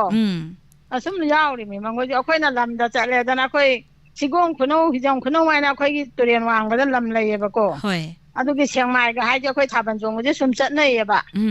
ꯁꯤ ꯆꯠꯂꯦ ꯉꯍꯥꯟꯋꯥꯏꯗꯤ ꯒ꯭ꯔꯨꯞ ꯄꯥꯈꯪꯅ ꯂꯩꯁꯥꯕꯤ ꯄꯨꯔꯒ ꯆꯠꯅꯗꯥꯏꯅꯦ ꯍꯣꯏ ꯍꯣꯏ ꯑꯗꯨ ꯃꯈꯣꯏꯒ ꯁꯨꯝ ꯆꯠꯃꯤꯟꯅꯔꯤꯅꯤ ꯑꯗꯨꯝ ꯆꯠꯃꯤꯟꯅꯩ ꯆꯣꯡꯃꯤꯟꯅꯩ ꯅꯨꯄꯥꯒ ꯄꯥꯏꯔꯛꯄꯁꯦ ꯃꯥ ꯌꯥꯎꯖꯗꯕꯩ ꯋꯥꯅꯤ ꯉꯁꯥꯏ ꯅꯨꯄꯥꯗꯒ ꯋꯥꯔꯤ ꯁꯥꯟꯅꯩꯗꯣ ꯀꯔꯤ ꯍꯥꯏꯅꯩꯅꯣ ꯀꯥꯟꯅꯗꯤ ꯍꯪꯉꯛꯄ ꯌꯥꯎꯗ꯭ꯔꯣ ꯍꯥꯏꯗꯤ ꯑꯗꯣ ꯏꯃꯥꯒ ꯄꯥꯕꯨꯡꯒ ꯍꯥꯏꯗꯤ ꯆꯦꯜꯂꯛꯄꯁꯦ ꯀꯃꯥꯏꯅ ꯇꯧꯔ ꯆꯦꯜꯂꯛꯈꯤꯒꯦ ꯑꯣ ꯑꯩꯈꯣꯏꯗꯤ ꯑꯩꯅ ꯑꯉꯥꯡ ꯑꯣꯏꯕꯅꯤ ꯃꯥ ꯈꯔ ꯍꯟꯕꯅꯤꯅꯀꯣ ꯆꯍꯤ ꯀꯌꯥ ꯍꯟꯅꯔꯤꯅꯣ ꯄꯥꯕꯨꯡꯒ ꯆꯍꯤ 5-6 ꯑꯗꯨꯃꯥꯏꯅ ꯍꯜꯂꯦ ꯆꯍꯤ 5-6 ꯍꯜꯂꯦ ꯑꯗꯣ ꯑꯩꯈꯣꯏꯗ ꯆꯠꯂꯁꯤ ꯂꯥꯛꯑꯣ ꯍꯥꯏꯔꯤꯔꯥ ꯉꯁꯤꯗꯤ ꯆꯦꯜꯂꯁꯤ ꯍꯥꯏꯔꯤꯔꯥ ꯎꯅꯕꯗꯒꯤ ꯆꯦꯜꯂꯤꯔꯥ ꯅꯠꯇ꯭ꯔꯒꯅ ꯀꯃꯥꯏꯅ ꯇꯧꯔꯛꯏꯅꯣ ꯑꯣ ꯑꯗꯨꯃꯥꯏꯅ ꯑꯩꯅ ꯑꯉꯥꯡ ꯑꯣꯏꯅ ꯂꯩꯉꯩꯗ ꯅꯪ ꯄꯥꯕꯨꯡꯅ ꯆꯦꯜꯂꯁꯤ ꯍꯥꯏꯅ ꯇꯧꯔꯒ ꯁꯨꯝ ꯆꯦꯜꯂꯦ ꯑꯉꯥꯡ ꯑꯣꯏꯅ ꯒ꯭ꯌꯥꯟ ꯃꯥꯟ ꯇꯥꯄꯣꯠ ꯅꯠꯇꯦꯗ ꯑꯩꯈꯣꯏꯗꯤ ꯏꯃꯥꯅ ꯑꯩꯗꯤ ꯉꯝꯃꯣꯏ ꯑꯩꯗꯤ ꯈꯔ ꯂꯩꯈꯤꯅꯤ ꯀꯥꯏꯅ ꯍꯥꯏꯕ ꯄꯥꯎꯈꯨꯝꯗꯤ ꯑꯝꯇ ꯄꯤꯗ꯭ꯔꯣ ꯍꯥꯏꯔꯒꯁꯨ ꯌꯥꯗ꯭ꯔꯦ ꯃꯈꯣꯏ 3-4 ꯂꯥꯛꯑꯒꯁꯨ ꯑꯗꯨꯝ ꯀꯔꯤꯗ ꯆꯦꯜꯂꯤꯅꯣ ꯈꯣꯡꯅ ꯆꯠꯂꯤꯔꯥ ꯒꯥꯔꯤꯗ ꯆꯠꯂꯤꯔꯥ ꯑꯩꯈꯣꯏ ꯒꯥꯔꯤꯗ ꯉꯁꯥꯏ ꯏꯃꯥꯒꯤꯗꯨꯅ ꯈꯣꯡꯅ ꯆꯦꯜꯂꯦ ꯍꯥꯏ ꯍꯧꯖꯤꯛ ꯏꯃꯥꯒꯤꯁꯤꯅ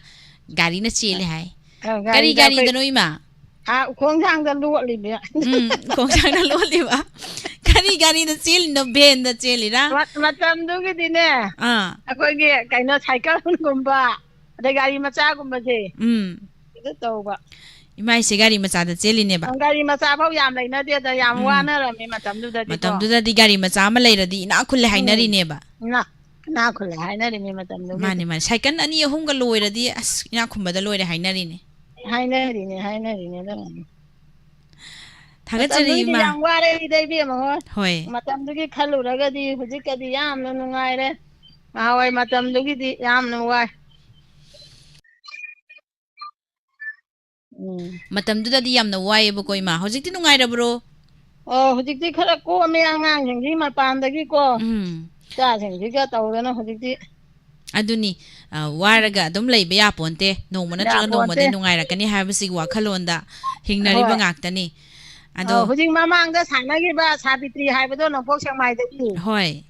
ꯑꯩꯈꯣꯏ ꯏꯃꯥꯒꯤ ꯃꯅꯥꯎꯅꯨꯄꯤ ꯏꯟꯗꯣꯝꯆꯥꯅꯦ ꯑꯗꯣ ꯑꯣ ꯏꯃꯥꯒꯤ ꯃꯅꯥꯎ ꯄꯣꯛꯃꯤꯟꯅꯕ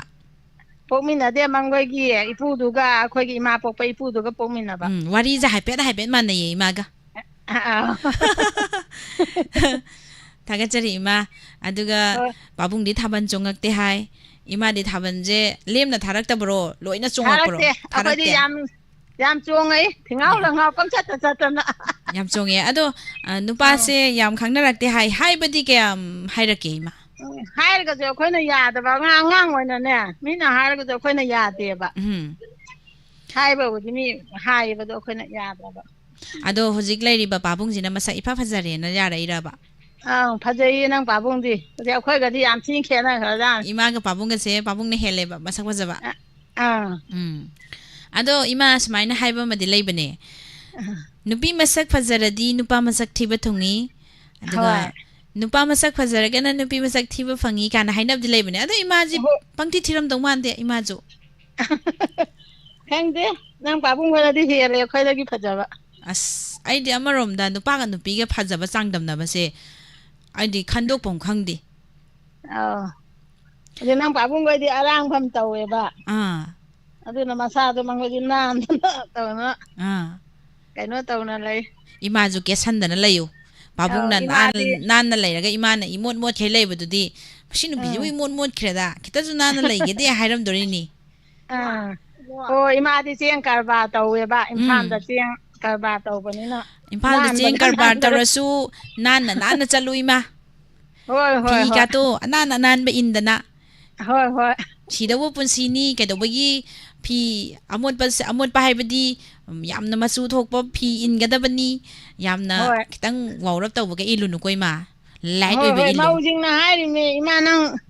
cheto u chatho hujiti ngawai warak pado hujiti cheto chatho nungai thoina maujingna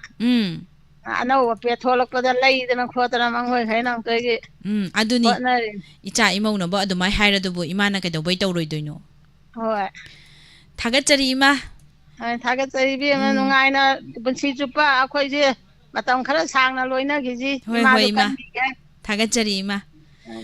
ima hagi wari sida mayamna nokchari bani thagatchari mathangi caller da khudong chawa pijage phani bema thagatchari mayam pabung sana jawa commentem nokpada sire na hai lipstick taibiu powder thabiu 이마수 다가짜리 마ям 봄나막 asi기 라이브다 두가 페이스북 페이지다 라이브리바 봄나막 부수 다가트 풍독짜리 다켈 이마 타오렘 프라모 자이홈 부수 비라브라 이마수 좀 사룩 야비락바 계속 가이디 하나 간제이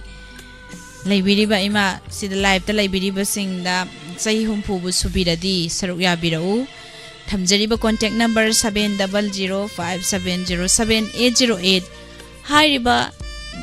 넘버시다 콜 tawbiduna sanju sini akhoi thoram halon gi thoram hai tarene mayamnadi ahallaman singi thaina gi koina rakpa kamai tawra chelei kamai tawra nungsinarei loina sabak phakpi de haiba si amarom da nungai ni imagine ge wakhan dau thoali ni hai tare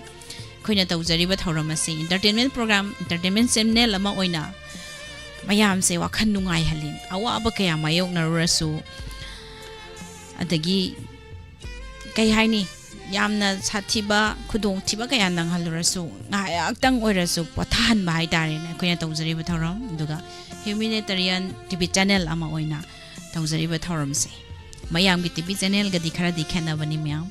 thagachari myam bumna ma ise pak pi chong tham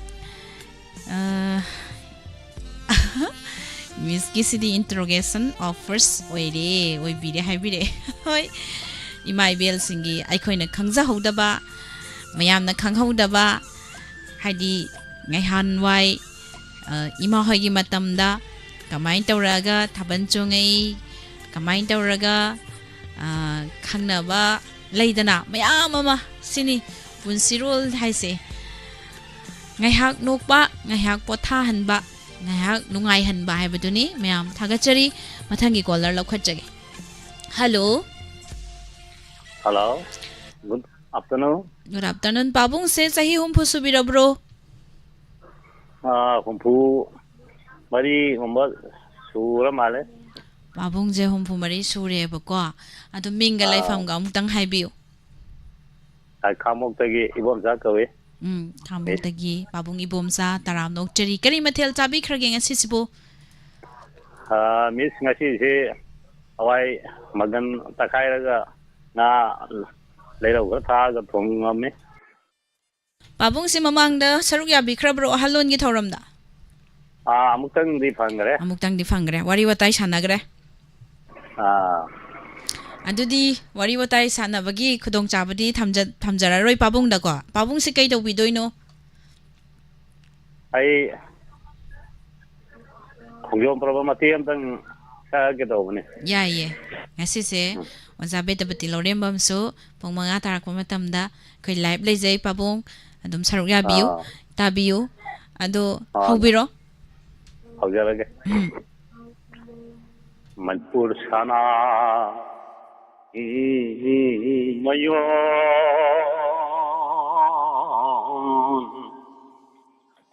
singa koi na pan sabalam tamna koi na panasa ana laipa maniku singa koi na pan saba naritu sana kunayon anana laipa maniku singa koi na pangasalam tamna koi na pansaba lai talaira sibalam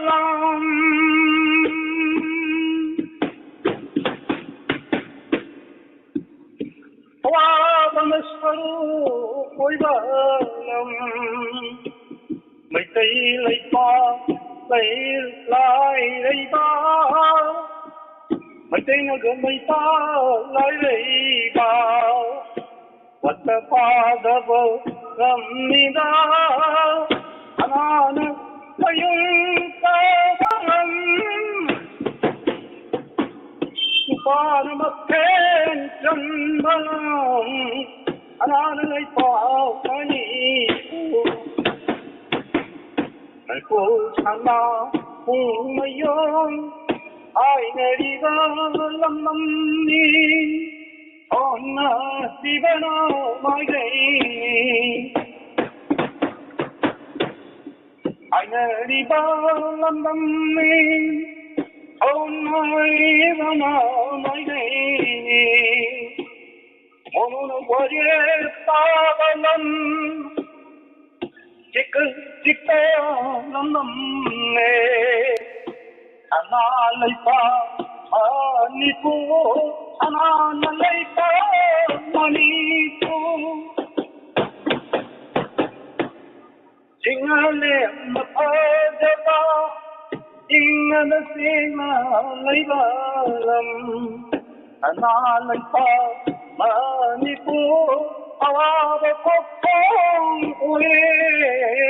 Jingi mi khanare Jingi ga mi ga khanaba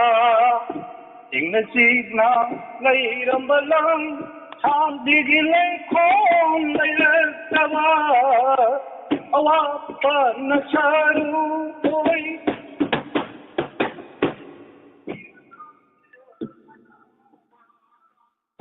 Laita laira ibanye anana laita manipu sinale mahajaba lamnida Bisa sih lo simjare Thagachari Pabung je khongjom parba ka tambirak pro tamde da me tamde adu thenbiri duna kadai da thenbiri no Ai upu la ya da thenme upu da thenme ne ba yam nungai ta bada Asam bayam gi ngatang nungai na ba taujare pune da me Jingna koina pan saba singmi da koina pan nga pa dum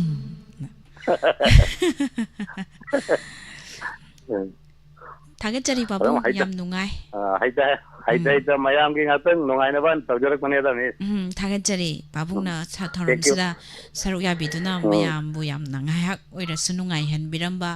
ꯊꯥꯒꯠꯆꯔꯤ ꯄꯥꯕꯨꯡꯕꯨ ꯍꯥꯏꯅꯤꯡꯉꯥꯏ ꯂꯩꯇꯅ thank you miss welcome ꯃꯊꯪꯒꯤ ꯀꯣꯂꯔꯗ ꯈꯨꯗꯣꯡꯆꯥꯕ ꯄꯤꯖꯒꯦ ꯅꯦꯅꯦ Helen ꯃꯣꯏꯔꯥꯡ ꯈꯨꯅꯧ ꯇꯔꯥꯝ ꯅꯣꯛꯆꯔꯤ ꯀꯀꯥ ꯁꯃꯔꯦꯟꯗ꯭ꯔ ꯍꯩꯒ꯭ꯔꯨꯖꯝ ꯊꯥꯒꯠꯆꯔꯤ ꯃꯌꯥꯝ ꯄꯨꯝꯅꯃꯛ ꯉꯁꯤꯒꯤ ꯂꯥꯏꯚꯇ ꯂꯩꯕꯤꯔꯤꯕ ꯅꯦꯅꯦ ꯋꯥꯏꯈꯣꯝ ꯊꯣꯏꯕꯤ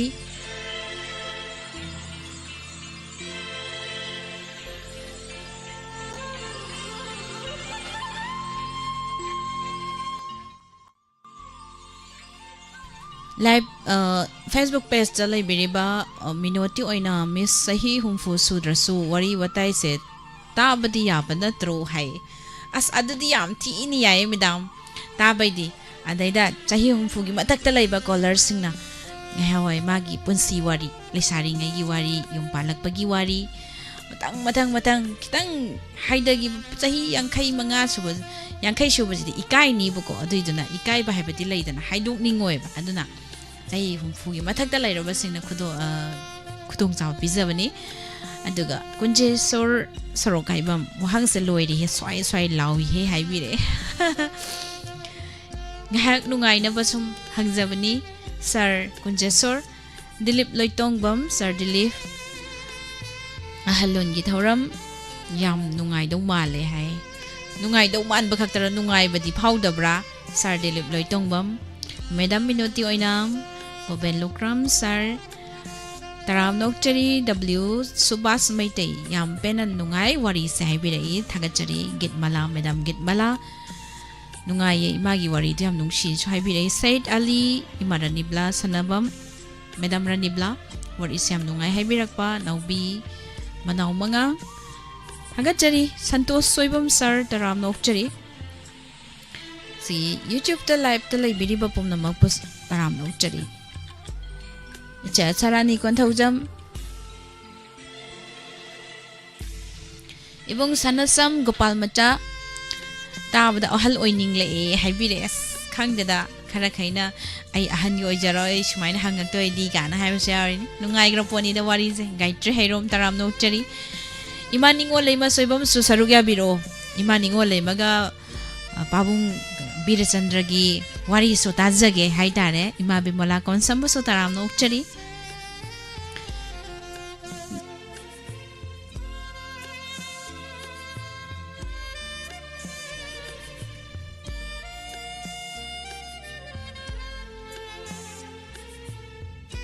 ꯊꯥꯒꯠꯆꯔꯤ ꯃꯌꯥꯝ ꯄꯨꯝꯅꯃꯛ ꯃꯊꯪꯒꯤ ꯀꯣꯂꯔ ꯑꯃꯃꯨꯛ ꯂꯧꯈꯠꯆꯒꯦ ꯍꯜꯂꯣ ꯍꯜꯂꯣ ꯇꯔꯥꯝ ꯅꯣꯛꯆꯔꯤ ꯆꯍꯤ ꯍꯨꯝꯐꯨ ꯁꯨꯕꯤꯔꯕ꯭ꯔꯣ ꯏꯃꯥꯕꯨ ꯆꯍꯤ 55 ꯁꯨꯔꯦ ꯆꯍꯤ 55 ꯁꯨꯕꯗꯤ ꯊꯧꯔꯝ ꯑꯁꯤꯗ ꯁꯔꯨꯛ ꯌꯥꯕꯒꯤ ꯈꯨꯗꯣꯡꯆꯥꯕ ꯂꯩꯖꯗꯦ ꯃꯦꯗꯥꯝ ꯉꯥꯛꯄꯤꯒꯅꯤ ꯁꯤꯗꯤ ꯆꯍꯤ ꯍꯨꯝꯐꯨꯒꯤ ꯃꯊꯛꯇ ꯂꯩꯈ꯭ꯔꯕꯁꯤꯡ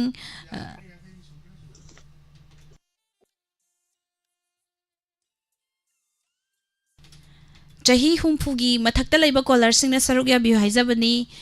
ꯑꯗꯣ ꯋꯥꯔꯧꯕꯤꯔꯣꯏ ꯃꯦꯗꯥꯝ ꯆꯍꯤ 55 ꯁꯨꯏ ꯍꯥꯏꯕꯤꯔꯛꯄ ꯊꯦꯡꯛ ꯌꯨ ꯊꯝꯃꯒꯦ ꯊꯥꯒꯠꯆꯔꯤ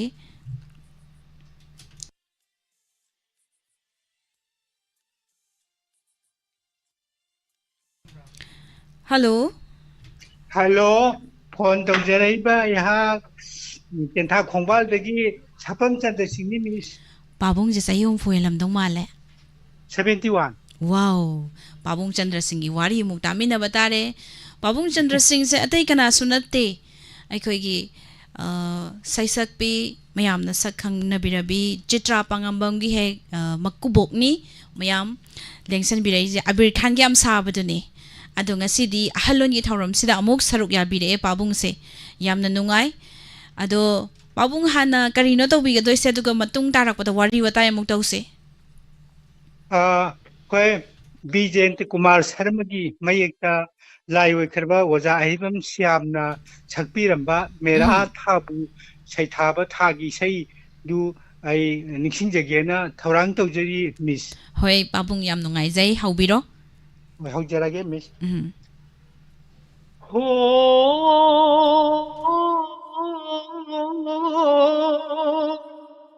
ꯍꯣ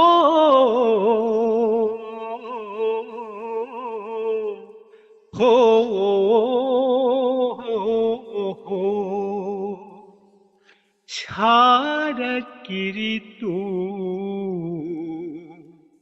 मपुंग याय हा मेघ चतली मेरा था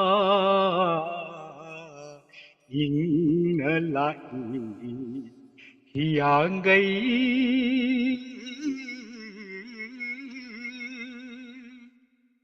सुमांग खुदिंग मेरा वा थाउ मई परेंग दिवाली सुमांग खुदिंग मेरा वा थाउ मई परेंग दिवाली बाइला लीला संजेनबा गोबर्धनबु खुरुम्बा सुमांग खुदिंग मेरा वा थाउ मई परेंग दिवाली बाइला लीला संजेनबा गोबर्धनबु खुरुम्बा हरि उठान कांजिंबा हरि कोलोय सकना था लाइनिंग परै चेतना था हरि कोलोय सकना था जोयो राधे गोविंदो राधे जोयो राधे गोविंदो राधे रसपुंबतिल्लब गोविंद गिराशगी रसपुंबतिल्लब श्री गोविंद गिराशगी प्रेम रस खौरांगबा भक्त लिसिंग कयाना इ खौलांगबा कोकनाबा थमोय पेना थगना था इ खौलांगबा कोकनाबा थमोय पेना थगना था रसपुंबतिल्लब गोविंद गिराशगी प्रेम रस खौरांगबा भक्त लिसिंग कयाना इ खौलांगबा कोकनाबा थमोय पेना थगना था इ खौलांगबा कोकनाबा थमोय पेना थगना था 마푸로이버 세바다 마푸로이버 세바다 카라이 통갈란드비 마이게이 팡나 오키비 닝올 싱부 짜까우타 마푸로이버 세바다 카라이 통갈란드비 마이게이 팍나 옹키비 닝올 싱부 짜까우타 라이라 아낭 나이다나 마밤람담 빵저타 조요 라धे 고빈도 라धे 조요 라धे 고빈도 라धे राधे राधे गोविंदो राधे राधे राधे गोविंदो राधे वा पाबुंग याम फजना सक्तोक पिरे पाबुंग न सक्पा इसै से पाबुंग गिसो खै स्टूडियो दा इसै इदुम लैजबनी पाबुंग वारी हौरसे वाय अदो हंगक पवा हंग खुदिमक लोइना खुम्बिरओ खुमकनी हाइबगी थाजबसु थमजरी वारी से सुमाइन तौरगे ngambri yengjege वारी से सुमाइन तौबनी हौजे हौजिक लैरिबा इमासी सिकमाइना खंगना बिरकपनो अहानबदा हंगजगे chum matamdugidi akhoi krishna janma thauran janma pamon janma kahida dum likol hadana dum पाखंग लैसा संगोइदा सानरगा अहलमनसिंगना सुमांगदा मांगोंदा अदुम लैबा थाइनगी चनबी मा लेरमी मतमदुदगी सुम आइजु इसे पामजमनिना मतमदुदे लिकोंदा माइक पालमी माइक पानबदा माइक्रोफोन मनाकि इसे दुम सकपा होय दुजे नोगी नमाजिजु इसे पामजबनिना माइक्रोफोन दे इसे दुम सकपा होय सुम तौबदगी खंगनगिबा हाइतारे मिस होय मतमदुदा लिकोन सानबा इसै सकपा खोपा तौबदगी खंगनगिबनेबा इमासे करी लमदै ओइदोइनो दुम तेंथा हिबुंदगी तेंथा हिबुंदगी ꯑꯗꯨꯒ ꯄꯥꯕꯨꯡꯅ ꯇꯦꯟꯊꯥ ꯈꯣꯡꯕꯥꯜ ꯑꯗꯨꯝ ꯅꯛꯑꯦ ꯑꯗꯣ ꯑꯩꯒꯤ ꯄꯣꯛꯐꯝꯗꯤ ꯆꯤꯡꯊꯥꯝ ꯈꯣꯡꯖꯣꯝ ꯕꯥꯃꯣꯟ ꯆꯤꯡꯊꯥꯝ ꯂꯩꯀꯥꯏ ꯁꯥꯄꯝ ꯑꯣꯏꯔꯤꯁꯤ ꯑꯩ ꯆꯤꯡꯊꯥꯝꯗ ꯄꯣꯛꯄꯅꯤ ꯑꯗꯨ ꯏꯁꯥꯒꯤ ꯆꯍꯤ 9 ꯁꯨꯔꯛꯄꯗ ꯌꯥꯝ ꯁꯦꯡꯅ ꯍꯥꯏꯔꯕꯗ ꯂꯥꯏꯔꯕ ꯃꯆꯥ ꯍꯥꯏꯕ ꯏꯃꯥꯁꯤ ꯃꯇꯝꯗꯨꯗ ꯑꯩꯈꯣꯏ ꯕꯕꯥꯒ ꯀꯥꯏꯅꯔꯒ ꯍꯥꯏꯇꯥꯔꯦ ꯍꯣꯏ ꯇꯦꯟꯊꯥ ꯈꯣꯡꯕꯥꯟꯗ ꯑꯗꯨꯝ ꯂꯩꯈꯤꯕ ꯑꯗꯨ ꯏꯃꯥꯁꯨ ꯑꯇꯣꯞꯄꯗ ꯃꯌꯨꯝ ꯄꯥꯟꯗ꯭ꯔꯦ ꯕꯕꯥꯁꯨ ꯑꯇꯣꯞꯄ ꯅꯨꯄꯤ ꯑꯃ ꯂꯧꯗ꯭ꯔꯦ ꯑꯗ ꯏꯃꯥꯁꯤ ꯀꯣꯜꯂꯒ ꯑꯩꯅ ꯁꯨꯝ ꯂꯩꯃꯤꯟꯅꯕꯗꯒꯤ ꯑꯩ ꯇꯦꯟꯊꯥꯗ ꯂꯩꯈꯤꯕꯅꯤ ꯑꯩꯒꯤ ꯄꯣꯛꯅꯐꯝꯗꯤ ꯆꯤꯡꯊꯥꯝꯒꯤ ꯕꯥꯃꯣꯟ ꯂꯩꯀꯥꯏ ꯑꯗꯨꯗ ꯑꯩꯒꯤ ꯄꯣꯛꯅꯐꯝ ꯑꯣꯏꯕꯅꯤ ꯑꯗꯣ ꯄꯥꯕꯨꯡ ꯏꯃꯥꯁꯦ ꯍꯧꯖꯤꯛ ꯏꯃꯥ ꯂꯩꯔꯦ ꯑꯗꯣ ꯍꯋꯥꯏ ꯄꯥꯈꯪ ꯑꯣꯏꯔꯤꯉꯩꯗ ꯏꯃꯥ ꯅꯠꯇꯕ ꯍꯧꯖꯤꯛ ꯍꯧꯖꯤꯛ ꯂꯧꯔꯤꯕ ꯏꯃꯥꯁꯤ ꯅꯠꯇꯕ ꯑꯇꯣꯞꯄ ꯀꯅꯥ ꯀꯅꯥꯗꯤ ꯈꯪꯅꯕꯤꯔꯛꯀꯦ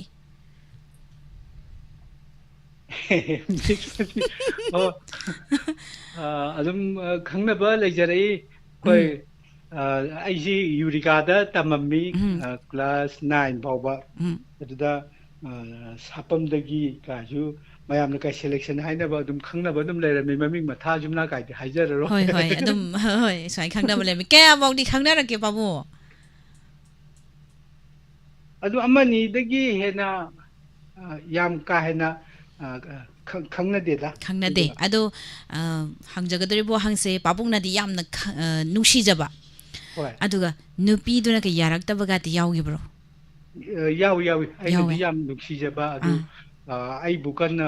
ꯊꯧꯑꯣꯏꯕꯤꯗꯕ ꯑꯗꯨꯝ ꯌꯥꯎꯔꯛꯈꯤ ꯍꯥꯏꯇꯥꯔꯦ ꯀꯩ ꯂꯝꯗꯩꯅꯣ ꯄꯥꯕꯨꯡ ꯀꯩꯅꯣ ꯁꯥꯄꯝꯃꯕꯨꯛ ꯈꯨꯟꯗꯨꯗꯩꯅꯤ ꯈꯣꯡꯖꯣꯝ ꯁꯥꯄꯝ ꯈꯨꯟꯗꯒꯤ ꯍꯣꯏ ꯄꯥꯕꯨꯡ ꯅꯨꯡꯉꯥꯏꯇ꯭ꯔꯅꯦ ꯁꯨꯃꯥꯏꯅ ꯄꯥꯕꯨꯡꯁꯦ ꯍꯧꯖꯤꯛ ꯌꯨꯝꯗ ꯂꯩꯔꯒꯁꯨ ꯑꯩꯒ ꯅꯆꯥꯒ ꯋꯥꯔꯤ ꯁꯥꯟꯅꯔꯒ ꯅꯣꯛꯏꯕ ꯁꯨꯃꯥꯏꯅꯗꯤ ꯅꯣꯛꯑꯝꯃꯣꯏꯗ ꯍꯣꯏ ꯀꯩꯅꯣ ꯅꯣꯛꯄꯁꯤꯗꯤ ꯑꯩꯈꯣꯏ ꯚꯤꯇꯥꯃꯤꯟ ꯕꯇꯜ ꯑꯃ ꯊꯛꯄꯕꯨꯗꯤ ꯁꯨꯃꯥꯏꯅ ꯑꯃꯨꯛꯇꯪ ꯅꯣꯛꯄꯅ ꯍꯦꯟꯅ ꯚꯤꯇꯥꯃꯤꯟ ꯐꯩ ꯍꯥꯏꯔꯤꯕꯅꯤ ꯃꯤꯁꯅ ꯑꯗꯨꯅꯤ ꯅꯣꯛꯅꯅꯕ ꯍꯥꯏꯕꯤꯔꯛꯄꯁꯦ ꯑꯩ ꯌꯥꯝ ꯊꯥꯒꯠꯆꯔꯤ ꯃꯤꯁꯄꯨ ꯅꯆꯥꯒ ꯉꯥꯏꯍꯥꯛꯇꯪ ꯄꯥꯕꯨꯡꯅ ꯁꯔꯨꯛ ꯌꯥꯕꯤꯔꯛꯑꯒ ꯉꯥꯏꯍꯥꯛꯇꯪ ꯋꯥꯔꯤ ꯋꯥꯇꯥꯏ ꯇꯧꯕꯁꯤꯗ ꯄꯥꯕꯨꯡꯁꯦ ꯅꯣꯛꯆꯕ ꯐꯪꯖꯔꯤꯅꯦꯕ ꯑꯗꯣ ꯌꯥꯝ ꯍꯔꯥꯎꯋꯦ ꯄꯥꯕꯨꯡꯅ ꯅꯣꯛꯄ ꯐꯪꯉꯤꯁे ꯋꯥꯔꯤ ꯋꯥꯇꯥꯏ ꯁꯨꯃꯥꯏꯅ ꯇꯧꯕꯗ ꯑꯗꯣ ꯄꯥꯕꯨꯡꯁꯦ ꯊꯥꯕꯜ ꯆꯣꯡꯕ ꯑꯗꯨꯝ ꯆꯠꯂꯛꯄ꯭ꯔꯥ ꯄꯥꯕꯨꯡ ꯊꯥꯕꯜ ꯆꯣꯡꯕ ꯍꯩꯇꯕ꯭ꯔꯥ ꯊꯥꯕꯜ ꯆꯣꯡꯕ ꯍꯩ ꯃꯀꯣꯛ ꯀꯥꯏꯆꯤꯡꯉꯛꯏ ꯃꯇꯝꯗꯨꯗ ꯅꯃꯥ ꯍꯣꯏꯁꯨ ꯑꯗꯨꯝ ꯊꯥꯕꯜ ꯆꯣꯡꯕ ꯈꯣꯠꯄ ꯑꯗꯨꯝ ꯆꯣꯡꯃꯤꯟꯅꯔꯛꯇꯅ ꯑꯗꯨꯝ ꯇꯧꯔꯛꯏ ꯏꯃꯥꯁꯨ ꯃꯁꯥ ꯄꯥꯕꯅꯤꯅ ꯊꯥꯕꯜꯗꯤ ꯐꯖꯅ ꯍꯦꯛꯇ ꯆꯣꯡꯉꯝꯒꯗꯕ ꯃꯥꯜꯂꯦ ꯍꯣꯏ ꯍꯣꯏ ꯑꯩ ꯑꯗꯨꯝ ꯈꯪꯖꯩꯕꯀꯣ ꯑꯗꯨꯏꯗꯨꯅ ꯑꯗꯣ ꯍꯧꯖꯤꯛ ꯍꯧꯖꯤꯛ ꯂꯧꯔꯤꯕ ꯏꯃꯥꯁꯦ ꯀꯃꯥꯏꯅ ꯇꯧꯔꯒ ꯂꯧꯔꯛꯈ꯭ꯔꯤꯅꯣ ꯑꯇꯩ ꯑꯇꯩ ꯄꯥꯕꯨꯡꯅ ꯄꯥꯝꯖꯕ ꯑꯗꯨꯝ ꯅꯨꯡꯁꯤꯖꯔꯒ ꯈꯪꯕꯤꯔꯛꯇꯕ ꯃꯌꯥꯝ ꯑꯃ ꯌꯥꯎꯈ꯭ꯔꯦ ꯑꯗꯣ ꯁꯤꯃ ꯂꯧꯒꯦ ꯁꯨꯃꯥꯏꯅ ꯃꯥ ꯑꯣꯏꯅ ꯂꯧꯔꯒꯦ ꯍꯥꯏꯕ ꯑꯗꯒꯤ ꯈꯪꯅꯔꯛꯄꯁꯦ 2-3ꯗꯤ ꯁꯨꯏ ꯍꯥꯏ ꯑꯗꯨꯒꯤ ꯃꯅꯨꯡꯗꯨꯗ ꯏꯃꯥ ꯈꯜꯂꯛꯏꯁꯤ ꯀꯃꯥꯏꯅ ꯈꯜꯂꯛꯏꯅꯣ ꯑꯗꯨꯝ ꯁꯤꯟꯐꯝꯁꯨ ꯇꯤꯟꯅꯔꯨꯕ ꯑꯗꯨꯒ ꯀꯔꯤ ꯍꯥꯏꯇꯥꯔꯦ ꯁꯨꯝ ꯍꯣꯏ ꯆꯥꯟꯅꯔꯨꯕ ꯍꯥꯏꯇꯥꯔꯦ ꯃꯤꯁ ꯄꯥꯎꯔꯧ ꯑꯃ ꯂꯩꯕꯗꯣ ꯃꯅꯥꯛ ꯅꯛꯄ ꯎꯄꯥꯜꯗ ꯎꯔꯤꯅ ꯌꯦꯠꯂꯤ ꯍꯥꯏꯕꯗꯣ ꯑꯗꯨꯃꯥꯏꯅ ꯍꯣꯏ ꯍꯣꯏ ꯑꯗꯣ ꯄꯥꯕꯨꯡ ꯌꯥꯝ ꯁꯥꯝꯒꯦꯁꯨ ꯃꯩꯇꯩꯅꯁꯨ ꯅꯣꯛꯄꯗ ꯄꯤ ꯇꯥꯔꯦꯅ ꯍꯥꯏꯕꯤꯔꯛꯏ ꯂꯥꯏꯚ ꯆꯥꯠꯇ ꯑꯗꯣ ꯄꯥꯕꯨꯡ ꯏꯃꯥꯒ ꯄꯥꯕꯨꯡꯒ ꯆꯦꯜꯂꯛꯄꯁꯦ ꯒꯥꯔꯤ ꯃꯆꯥꯗ ꯆꯦꯜꯂꯛꯄ꯭ꯔꯣ ꯁꯥꯏꯀꯜꯗ ꯆꯦꯜꯂꯛꯄ꯭ꯔꯣ ꯀꯃꯥꯏꯅ ꯈꯣꯡꯅ ꯆꯦꯜꯂꯛꯄ꯭ꯔꯣ ꯃꯤꯁ ꯈꯣꯡꯅ ꯆꯦꯜꯂꯦ ꯃꯇꯝꯗꯨꯗꯗꯤ ꯈꯣꯡꯅ ꯑꯗꯨ ꯌꯥꯝ ꯀꯟꯅ ꯆꯦꯟꯗꯦꯗ ꯇꯞꯅ ꯑꯗꯨꯝ ꯂꯥꯛꯏꯗ ꯈꯣꯡꯅ ꯆꯦꯜꯂꯛꯄ ꯍꯥꯏꯗꯤ ꯀꯃꯥꯏꯅ ꯇꯧꯔꯒ ꯆꯦꯜꯂꯛꯀꯦ ꯁꯤꯅꯤ ꯃꯌꯥꯝꯗꯤ ꯆꯦꯟꯕ ꯍꯥꯏꯁꯦ ꯅꯨꯄꯤ ꯄꯨꯔꯛꯄꯁꯦ ꯆꯦꯜꯂꯛꯑꯦ ꯍꯥꯏꯅꯗ꯭ꯔꯥ ꯍꯣꯏ ꯑꯗꯨꯏꯗꯨꯅ ꯃꯇꯝꯗꯨꯗ ꯈꯣꯡꯅ ꯂꯥꯛꯑꯦ ꯍꯥꯏꯗ꯭ꯔꯥ ꯑꯗꯣ ꯃꯃꯥꯡꯗ ꯊꯦꯡꯅꯈꯤꯕ ꯏꯃꯥꯁꯤꯡꯅ ꯀꯔꯤ ꯍꯥꯏꯅꯤ ꯁꯥꯏꯀꯜ ꯐ꯭ꯔꯦꯝꯗ ꯇꯣꯡꯉꯒ ꯂꯥꯛꯑꯣ ꯆꯠꯂꯁꯤ ꯂꯥꯛꯑꯣ ꯀꯥꯟ ꯁꯥꯎꯁꯤꯟꯅꯔꯒ ꯌꯥꯅꯤꯡꯗꯕꯒꯤ ꯃꯑꯣꯡ ꯈꯔ ꯑꯣꯜꯂꯤ ꯂꯥꯛꯑꯣ ꯇꯣꯡꯈꯠꯂꯛꯑꯣ ꯆꯠꯂꯁꯤ ꯀꯥꯟꯗ ꯃꯃꯥꯡꯗ ꯇꯣꯡꯉ ꯂꯥꯛꯏ ꯀꯥꯟ ꯍꯥꯏꯕꯗꯣ ꯄꯥꯕꯨꯡ ꯇꯥꯕꯤꯔꯝꯒꯅꯤ ꯃꯃꯥꯡꯒꯤ ꯁꯟꯗꯦꯗ ꯇꯥꯍꯧꯕꯤꯕ꯭ꯔꯥ ꯍꯣꯏ ꯑꯗ ꯑꯩꯈꯣꯏꯗꯤ ꯂꯧꯕꯨꯛꯇ ꯑꯣꯏꯅ ꯆꯦꯜꯂꯛꯑꯒ ꯃꯇꯝꯗꯨꯗ ꯏꯀꯪ ꯊꯣꯛꯇꯅ ꯇꯨꯔꯦꯟꯁꯤ ꯀꯪꯉꯦ ꯑꯗꯨ ꯇꯨꯔꯦꯟꯁꯤ ꯑꯗꯨꯝ ꯆꯣꯡꯊꯔꯒ ꯂꯥꯜꯂꯒ ꯈꯣꯡꯅ ꯑꯗꯨꯝ ꯆꯦꯜꯂꯛꯑꯦ ꯃꯇꯝꯗꯨꯗ ꯁꯥꯏꯀꯜꯅ ꯆꯠꯄ ꯌꯥꯗꯕ ꯂꯝꯕꯤ ꯑꯣꯏꯅ ꯇꯧꯗꯅ ꯑꯗꯨꯝ ꯈꯣꯡꯅ ꯑꯗꯨꯝ ꯈꯔ ꯀꯜꯂꯞ ꯆꯠꯄ ꯍꯨꯏ ꯁꯥꯖꯦꯜ ꯍꯥꯏꯒꯗ꯭ꯔꯥ ꯍꯣꯏ ꯀꯟꯅ ꯆꯠꯄ ꯍꯣꯏ ꯀꯟꯅ ꯆꯦꯟꯕꯗꯤ ꯅꯠꯇ꯭ꯔꯒ ꯑꯗꯣ ꯀꯩ ꯂꯝꯗꯗꯤ ꯄꯥꯕꯨꯡꯁꯦ ꯊꯥꯕꯜ ꯆꯣꯡꯕ ꯆꯠꯄꯤꯔꯛꯀꯦ ꯑꯗꯨꯝ ꯇꯦꯛꯆꯝ ꯁꯥꯄꯝ ꯇꯦꯟꯊꯥ ꯑꯗꯒꯤ ꯁꯝꯕ꯭ꯔꯥꯝ ꯑꯗꯨꯝ ꯑꯀꯣꯏꯕ ꯑꯦꯔꯤꯌꯥꯁꯤ ꯆꯠꯂꯦꯕ ꯑꯇꯩ ꯑꯀꯣꯏꯕ ꯑꯇꯣꯞꯄ ꯑꯦꯔꯤꯌꯥꯁꯤ ꯑꯗꯨꯝ ꯈꯨꯜ ꯂꯥꯜꯂꯒ ꯆꯠꯄꯗꯤ ꯌꯥꯎꯕꯤꯗꯕ꯭ꯔꯥ ꯄꯥꯕꯨꯡ ꯈꯨꯜ ꯂꯥꯜꯂꯒ ꯆꯠꯄ ꯑꯗꯨꯝ ꯌꯥꯎꯏ ꯌꯥꯎꯏ ꯑꯗꯣ ꯃꯤꯒꯤ ꯃꯔꯝꯗꯁꯨ ꯅꯨꯄꯤ ꯃꯁꯛ ꯐꯖꯕꯤꯒ ꯂꯩꯔꯝꯃꯗꯤ ꯊꯥꯕꯜ ꯆꯣꯡꯕꯗ ꯑꯝꯇ ꯄꯥꯏꯔꯒ ꯆꯣꯡꯒꯦ ꯀꯥꯏꯅ ꯈꯜꯂꯛꯄꯗꯤ ꯌꯥꯎꯈꯤꯕ꯭ꯔꯣ ꯑꯗꯨꯝ ꯃꯥꯒꯤ ꯄꯥꯏꯅꯔꯒ ꯆꯣꯡꯉꯝꯕꯅꯤꯅ ꯃꯣꯏꯒꯤ ꯈꯪꯅꯖꯕ ꯑꯣꯏꯔ ꯃꯥꯜꯂꯦꯅ ꯑꯗꯨꯝ ꯑꯗꯨꯃꯥꯏꯅ ꯍꯥꯏꯈꯤꯕꯅꯤ ꯈꯟꯗꯣꯛꯑꯦꯕꯀꯣ ꯄꯥꯕꯨꯡꯒꯤ ꯄꯥꯈꯪ ꯑꯣꯏꯔꯤꯉꯩ ꯋꯥꯈꯜꯁꯦ ꯍꯣꯏ ꯑꯗꯣ ꯏꯃꯥ ꯑꯩꯈꯣꯏꯒꯤ ꯍꯧꯖꯤꯛ ꯍꯧꯖꯤꯛ ꯂꯩꯔꯤꯕ ꯏꯃꯥꯁꯦ ꯁꯨꯝ ꯁꯤꯟꯐꯝ ꯃꯥꯟꯅꯕ ꯈꯣꯠꯄ ꯑꯗꯨꯝ ꯑꯗꯨꯗꯒꯤ ꯁꯨꯝ ꯅꯨꯡꯁꯤꯅꯔꯒ ꯂꯧꯅꯔꯛꯄꯅꯤ ꯍꯥꯏꯔꯦ ꯑꯗꯣ ꯑꯇꯩ ꯄꯥꯕꯨꯡꯅ ꯈꯪꯅꯔꯛꯏ ꯍꯥꯏꯕ ꯑꯅꯤ ꯑꯍꯨꯝ ꯈꯪꯅꯔꯛꯑꯦ ꯍꯥꯏꯕꯗꯣ ꯑꯇꯩꯗꯨꯅꯗꯤ ꯄꯥꯕꯨꯡꯗ ꯂꯩꯒꯦ ꯀꯥꯏꯅ ꯈꯟꯕ ꯌꯥꯎꯔꯝꯕꯁꯨ ꯌꯥꯏ ꯌꯥꯎꯔꯝꯗꯕꯁꯨ ꯌꯥꯏꯀꯣ ꯑꯗꯨꯗꯤ ꯀꯃꯥꯏꯅ ꯊꯦꯡꯅꯔꯛꯏ ꯄꯥꯕꯨꯡ ꯃꯁꯤ ꯃꯤꯁ ꯀꯔꯤ ꯍꯥꯏꯇꯥꯔꯦ ꯁꯨꯝ ꯑꯩꯅ ꯈꯣꯏꯗꯥꯖꯕ ꯑꯩ ꯅꯨꯄꯥ ꯑꯣꯏꯕꯅꯤꯅ ꯅꯨꯄꯥ ꯑꯣꯏꯕꯁꯤꯡꯒꯤ ꯋꯥꯈꯜꯂꯣꯟꯁꯦ ꯈꯔ ꯐꯣꯡꯗꯣꯛꯆꯔꯒꯦꯀꯣ ꯍꯣꯏ ꯍꯣꯏ ꯅꯨꯄꯥ ꯄꯥꯕꯨꯡ ꯍꯥꯏꯕꯤꯌꯨ ꯑꯣꯏꯕꯒꯤ ꯊꯃꯣꯏꯁꯤꯗꯩꯗ ꯑꯩꯈꯣꯏꯒꯤ ꯈꯪꯅꯖꯕ ꯆꯥꯟꯅꯕꯤ ꯅꯨꯡꯁꯤꯅꯖꯕꯤ ꯑꯃ ꯍꯥꯞꯆꯤꯟꯈ꯭ꯔꯕꯗꯤ ꯍꯣꯏ ꯂꯧꯊꯣꯛꯄꯁꯨ ꯌꯥꯗꯦꯌꯦ ꯀꯩꯅꯣ ꯃꯤꯁ ꯍꯣꯏ ꯑꯗꯨꯒ ꯑꯅꯤ ꯍꯥꯞꯆꯤꯟꯕꯁꯨ ꯆꯟꯗꯦ ꯆꯟꯗꯦ ꯑꯗꯨꯅ ꯍꯧꯖꯤꯛ ꯍꯧꯖꯤꯛ ꯂꯩꯔꯤꯕ ꯅꯃꯥꯁꯤ ꯍꯥꯟꯅ ꯍꯥꯞꯆꯤꯜꯂꯕꯅꯤ나 ꯃꯤꯔꯝꯗ ꯊꯥꯕꯜ ꯆꯣꯡꯕ ꯆꯠꯂꯁꯨ ꯑꯇꯩ ꯐꯖꯕ ꯀꯌꯥ ꯃꯤꯠꯇ ꯎꯔꯨꯔꯒꯁꯨ ꯑꯩ ꯊꯃꯣꯏꯗ ꯑꯅꯤ ꯍꯥꯞꯄꯗꯤ ꯆꯟꯗꯕꯅꯤꯅ ꯅꯃꯥꯁꯤꯗꯃꯛ ꯁꯨꯝ ꯊꯃꯣꯏꯗ ꯍꯥꯞꯄꯒ ꯂꯩꯕ ꯑꯗꯨꯝ ꯑꯗꯨꯅꯅꯤ ꯂꯩꯔꯦ ꯈꯨꯗꯝ ꯑꯣꯏꯅ ꯍꯥꯏꯔꯕꯗ ꯑꯩꯒꯤꯗꯤ ꯂꯩꯖꯈ꯭ꯔꯦ ꯑꯗꯨꯅ ꯑꯇꯣꯞꯄ ꯀꯅꯥꯝꯇ ꯌꯦꯡꯖꯔꯔꯣꯏ ꯍꯥꯏꯕꯒꯤ ꯋꯥꯐꯝꯅꯦ ꯄꯥꯕꯨꯡꯒꯤꯁꯦ ꯍꯣꯏ ꯑꯗꯨꯃꯥꯏꯅ ꯍꯥꯏꯇꯥꯔꯦ ꯍꯣꯏ ꯑꯗꯨ ꯅꯨꯄꯥ ꯑꯣꯏꯕꯁꯤꯡꯁꯦ ꯎꯝ ꯃꯥꯒꯤ ꯈꯪꯅꯖꯕ ꯑꯃꯕꯨ ꯊꯃꯣꯏꯗ ꯍꯥꯞꯈ꯭ꯔꯕꯗꯤ ꯂꯧꯊꯣꯛꯄꯁꯨ ꯌꯥꯗꯦ ꯑꯅꯤ ꯍꯥꯞꯆꯤꯟꯕꯁꯨ ꯆꯟꯗꯦꯅ ꯍꯣꯏ ꯊꯝꯖꯒꯦ ꯍꯣꯏ ꯃꯤꯁ ꯃꯥ ꯅꯠꯇꯕ ꯅꯨꯄꯤꯗꯤ ꯑꯩ ꯃꯁꯛ ꯂꯣꯏ ꯊꯤ ꯑꯩꯅ ꯈꯪꯅꯖꯔꯤꯗꯨ ꯈꯛꯇꯅꯤ ꯑꯩꯅ ꯐꯖꯩ ꯈꯟꯖꯔꯤꯁꯦꯅ ꯈꯟꯕ ꯄꯥꯕꯨꯡꯒꯤ ꯋꯥꯈꯜꯂꯣꯟꯅꯦꯕ ꯍꯣꯏ ꯌꯥꯝ ꯐꯩ ꯄꯥꯕꯨꯡꯒꯤ ꯋꯥꯈꯜꯂꯣꯟꯁꯦ ꯑꯃ ꯈꯪꯅꯔꯕ ꯂꯩ ꯇꯥꯔꯒꯁꯨ ꯂꯝ ꯆꯠ ꯇꯥꯔꯒꯁꯨ ꯑꯇꯣꯞꯄ ꯅꯨꯄꯤ ꯎꯔꯀꯥꯟꯗ ꯍꯥꯏꯗꯤ ꯑꯁ ꯂꯩꯖꯔꯝꯒꯅꯤꯗ ꯈꯪꯅꯅꯤꯡꯕꯒꯤ ꯋꯥꯈꯜ ꯄꯣꯛꯇꯕꯗꯣ ꯑꯗꯨꯝꯗꯤ ꯌꯥꯝ ꯐꯩꯌꯦ ꯄꯥꯕꯨꯡ ꯑꯗꯨ ꯂꯩꯗꯅ ꯅꯨꯄꯥꯁꯤꯡꯁꯦ ꯅꯨꯄꯥ ꯂꯣꯏꯅꯗ ꯅꯠꯇꯦꯀꯣ ꯈꯔꯗꯤ ꯂꯩ ꯑꯩꯈꯣꯏꯒꯤ ꯅꯨꯄꯤ ꯀꯣꯏꯅꯕ ꯂꯩ ꯇꯥꯔꯒꯁꯨ ꯑꯇꯣꯞꯄ ꯂꯝꯗ ꯆꯠꯂꯀꯥꯟꯗ ꯑꯃꯁꯨ ꯀꯣꯏꯁꯟꯕ ꯑꯃ ꯂꯝꯗ ꯆꯠꯂꯒꯁꯨ ꯑꯃ ꯍꯣꯏ ꯀꯣꯏꯁꯟꯕ ꯂꯩꯀꯣ ꯄꯥꯕꯨꯡ ꯊꯦꯡꯅꯔꯝꯒꯅꯤ ꯄꯥꯕꯨꯡ ꯍꯣꯏꯁꯨ ꯍꯣꯏ ꯑꯗꯨ ꯃꯤꯑꯣꯏꯕꯒꯤ ꯙꯔꯃ ꯅꯠꯇꯦꯗ ꯃꯥꯅꯦ ꯃꯥꯅꯦ ꯑꯗꯨꯅꯤ ꯍꯧꯖꯤꯛ ꯍꯧꯖꯤꯛ ꯑꯩꯈꯣꯏ ꯏꯆꯥꯁꯤꯡ ꯍꯥꯏꯇꯥꯔꯦ ꯑꯗꯒꯤ ꯏꯉꯥꯏꯁꯤꯡ ꯑꯩꯈꯣꯏ ꯃꯔꯤ ꯃꯇꯥꯁꯤꯡꯗ ꯑꯗꯨꯃꯥꯏꯅ ꯆꯍꯤ 9 10 ꯈꯪꯅꯔꯛꯑꯒ ꯑꯇꯣꯞꯄ ꯑꯃ ꯍꯣꯡꯕꯒ ꯌꯥꯎꯏ ꯑꯗꯩꯗ ꯃꯄꯥꯗꯨꯅ ꯍꯥꯏꯕ ꯇꯥꯖꯔꯦꯕ ꯑꯩ ꯅꯪꯒꯤꯗꯃꯛꯇ ꯖꯦꯟꯗ ꯂꯩꯕ ꯉꯝꯃꯣꯏꯀꯣ ꯆꯍꯤ 9 10 ꯈꯪꯅꯔꯒ ꯍꯧꯖꯤꯛ ꯑꯅꯧꯕ ꯑꯃ ꯍꯣꯡꯕꯗ ꯍꯣꯏ ꯃꯗꯨ ꯏꯄꯥ ꯖꯦꯟꯗ ꯂꯩ ꯉꯝꯃꯣꯏ ꯀꯥꯏꯅ ꯍꯥꯏꯕ ꯑꯗꯨꯝ ꯌꯥꯎꯅꯔꯦꯕ ꯇꯥꯖꯩꯌꯦ ꯑꯗꯨ ꯍꯧꯖꯤꯛꯁꯦ ꯑꯩꯒ ꯋꯥꯈꯜ ꯃꯥꯟꯅꯩꯅ ꯑꯩꯗꯤ ꯈꯟꯖꯩꯌꯦ ꯑꯗꯣ ꯍꯣꯏ ꯑꯗꯨ ꯌꯥꯝ ꯐꯩ ꯑꯗꯣ ꯍꯣꯏ ꯄꯥꯕꯨꯡꯒ ꯏꯃꯥꯒꯁꯦ ꯍꯣꯏ ꯅꯣꯡ ꯐꯥꯗꯣꯛꯀꯥꯁꯦ ꯏꯃꯥꯗ ꯕꯕꯥꯅ ꯐꯨꯕ ꯄꯥꯕꯨꯡꯅ ꯐꯨꯕ ꯀꯌꯥ ꯌꯥꯎꯈꯤꯕ꯭ꯔꯣ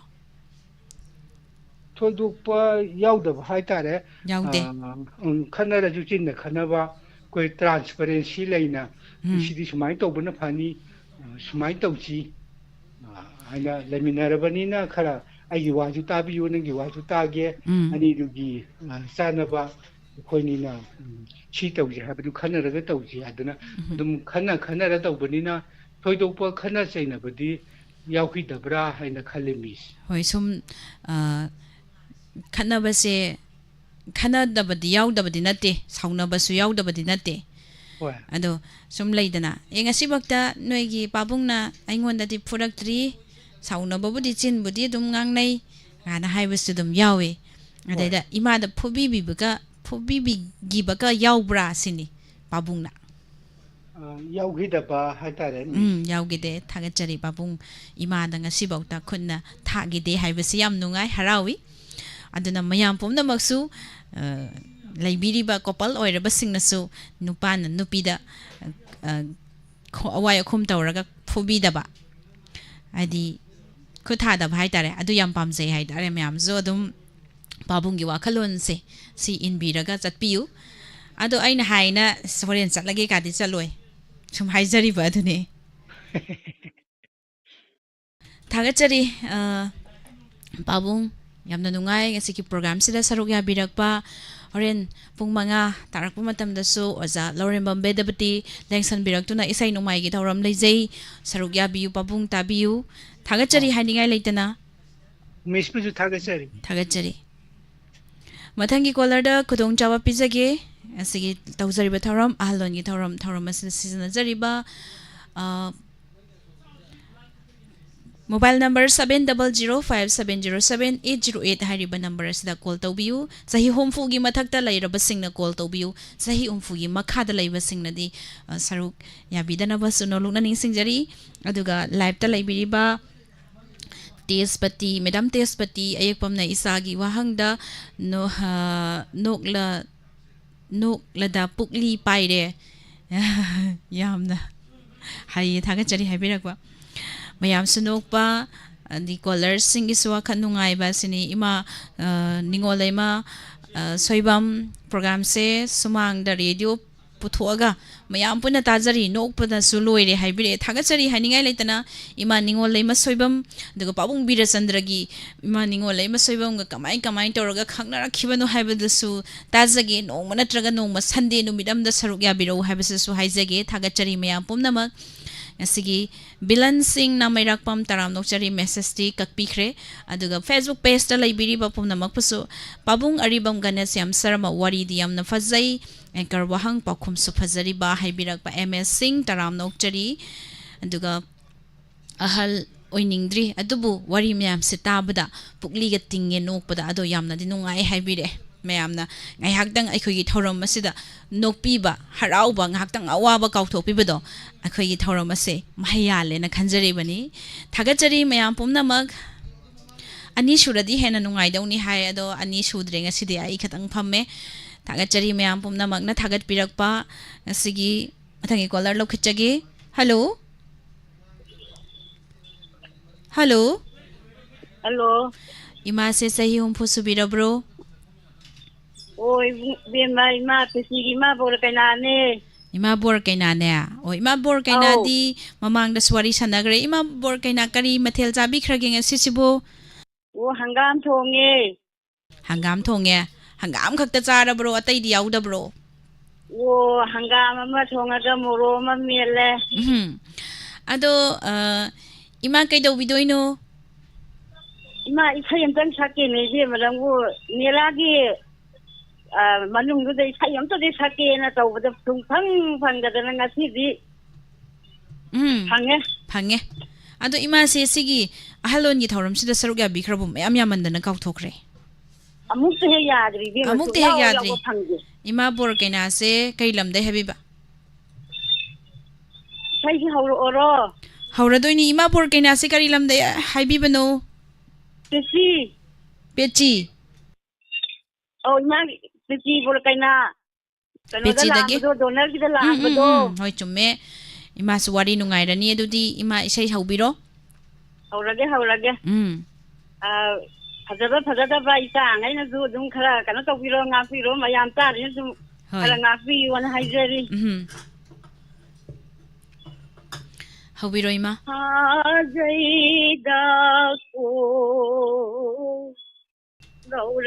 गौरांगसे आजैदाको हखम हे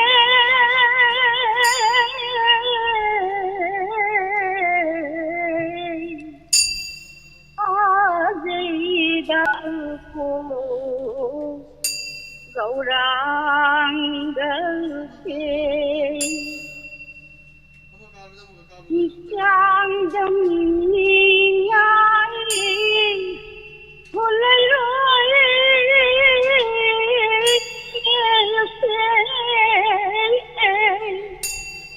Khau nagi thang na chao zai Punirse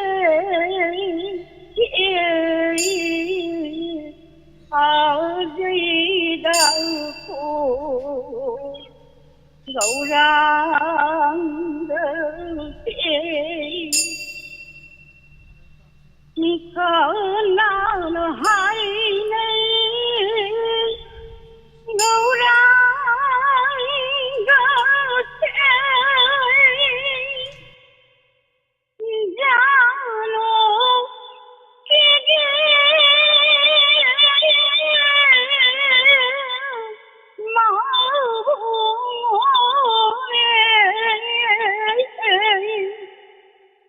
Gaulan haine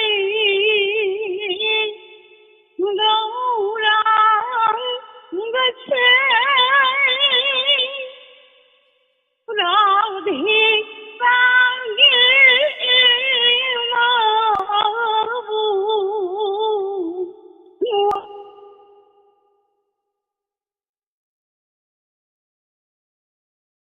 Hello Imagi isay si kanna sa amaga Muitta thambigrabra kainom su tawre Hello Ima borkinagi phone se Muitta thamkrabra kainom tawre Aduna Ima amuktang call try tawbiro Siktana khidre imagi call se kakcharage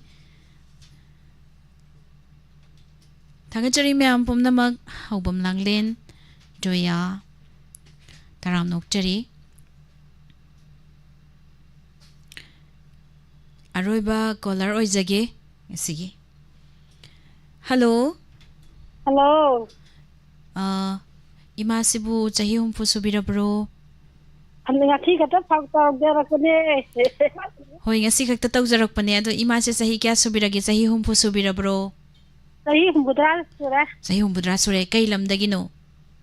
Yarpo yamendagi Yaripok yambemdagi ming kari kauge Tharongo kawi Tharongau Ima tharongau ming su kau biam na nungai ima tharongau ngasidi ahanba nasaga thengnajaba hainingai leitana thagat pafong dokchari Hello ado ima tharongau se ado thenge haujik se numidangi mung thongbagi matam di yore ado ngasai ayukki do kari mathen sabi khrage Ayuki hawai dhak ta game tom wow as hangamdradi sibu ado ima se kari do bidoino isai sakbidoira dialogue do bidoira Anta isai aga mati engata anta tawdamina ngau ngau le ado isai mati ama sakpiro isai mati ama sakpiro dirgo wari watai tawrase ima Hoi hoi Haurage haubiro ima Kamu thaki singarai Tharoi nabi thabalai Lairang laikoloi rabo Pamui pamui sonali Kamu thaki singarai Maka dituoge Laki kata pamorila yam phajana sakpire ima nasa su khonjen yam si ado mati ama ngangninge imana sakpasida khangu thaki singarai tharoi nabi thabalai mate sim kadang ngangage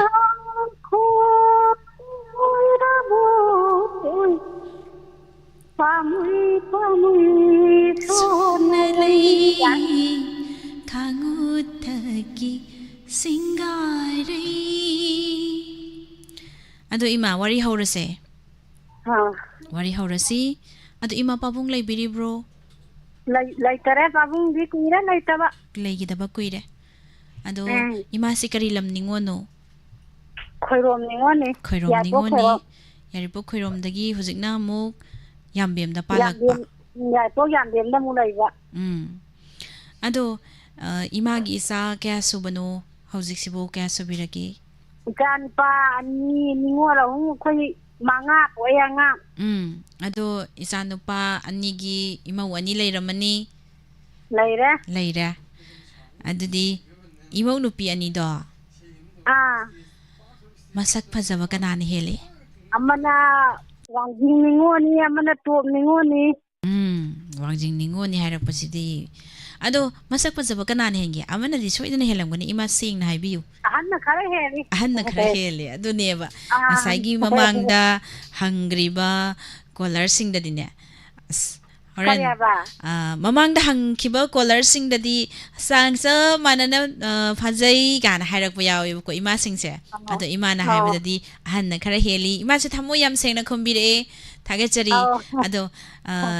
ima se adum hangjarage ima se leisari ngai da ne nupa kaya di khangna biraki kari na awe anga ki sa dahi tra ngade la kun ko yang khanga ra ke da as nungai te da chahi tara manga da yum bale ba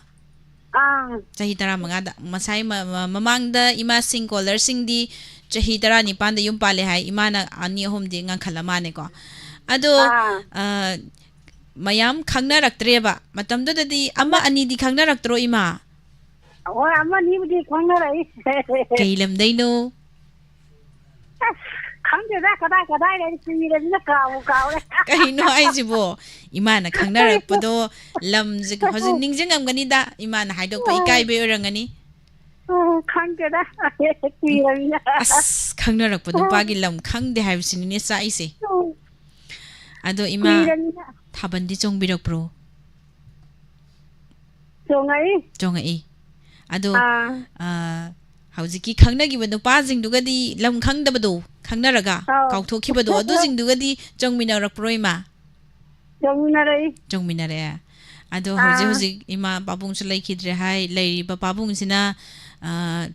kwai gi khoidare na lai ri na tra kamai tawraga khangna rakhi banu babunga as hiyo ahan gai na piri mida oh ahal laman haina singna bane ba khangna raga chelaji gana hairaga chengi banate ba ado karigum imana khangna rakhi bajing do ahalaman haina re kana khangi ba yawbro imana amani khangna re na haigi bdo yawdia haidi haina singna re gana khangna gi ba imana lam khangde kaw thokre habdo adu jingduna khang haina singna re gana harakbuda ibani chelaji gana harakhi badi yawbro amana ya so amana ke ya so ke kudagi amma ka samde mani ka tari da as lam haidori ne tawri jinga saidi kaw thokre haibani hojik te haidore yam nunga ado moina di aise ima se haina singnare haibisidi khangi deba nga matam di nga we ba ko ni akta di diki sumana tawdi mama ngai koi di mamangai dadi ima ipa na haiba dum yare na yaningdrasu yare na dum chatpane ba adudi pabungju pabunga khangnarak pase adumaina ahallamana pinare ko adu ima se hoi pabunga leiringai da khanarak pagati yawro chauna ba chauna dadi kaino chauna dadi kaino ado machin yam kalli ne kana furak badi yawbro yawri ne yawe as yam nungai te babung na fure habese ado imana di masinu paji khangani gana khut halubaga di yawbra ba namja bona te da ado babung na fure na babung na themok baga di yawgi bro kachu haina dai kasi thojoga ngana da hadin kijada na koina paken de tena kijada na pangchen da chele furazo ado babuna aini nga sai furi do na bra kana de hang pyaw bro kari hangdani du de kari hangdani ba oh babung do na phudo khraga nga sai na phubudu na bra na buso hangai ba ado de imadi matam du da kari khalli kamdauni kari khangani hangami na dum hangamnya nari na khumme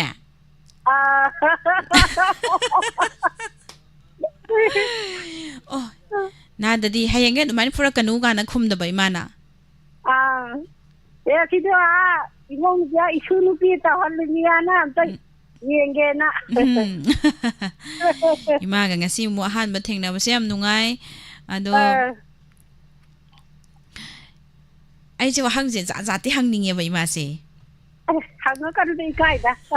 kanu i kai da ai ne kara hanga khige ꯈꯔꯒ ꯍꯪꯉꯛꯈꯤꯒꯦ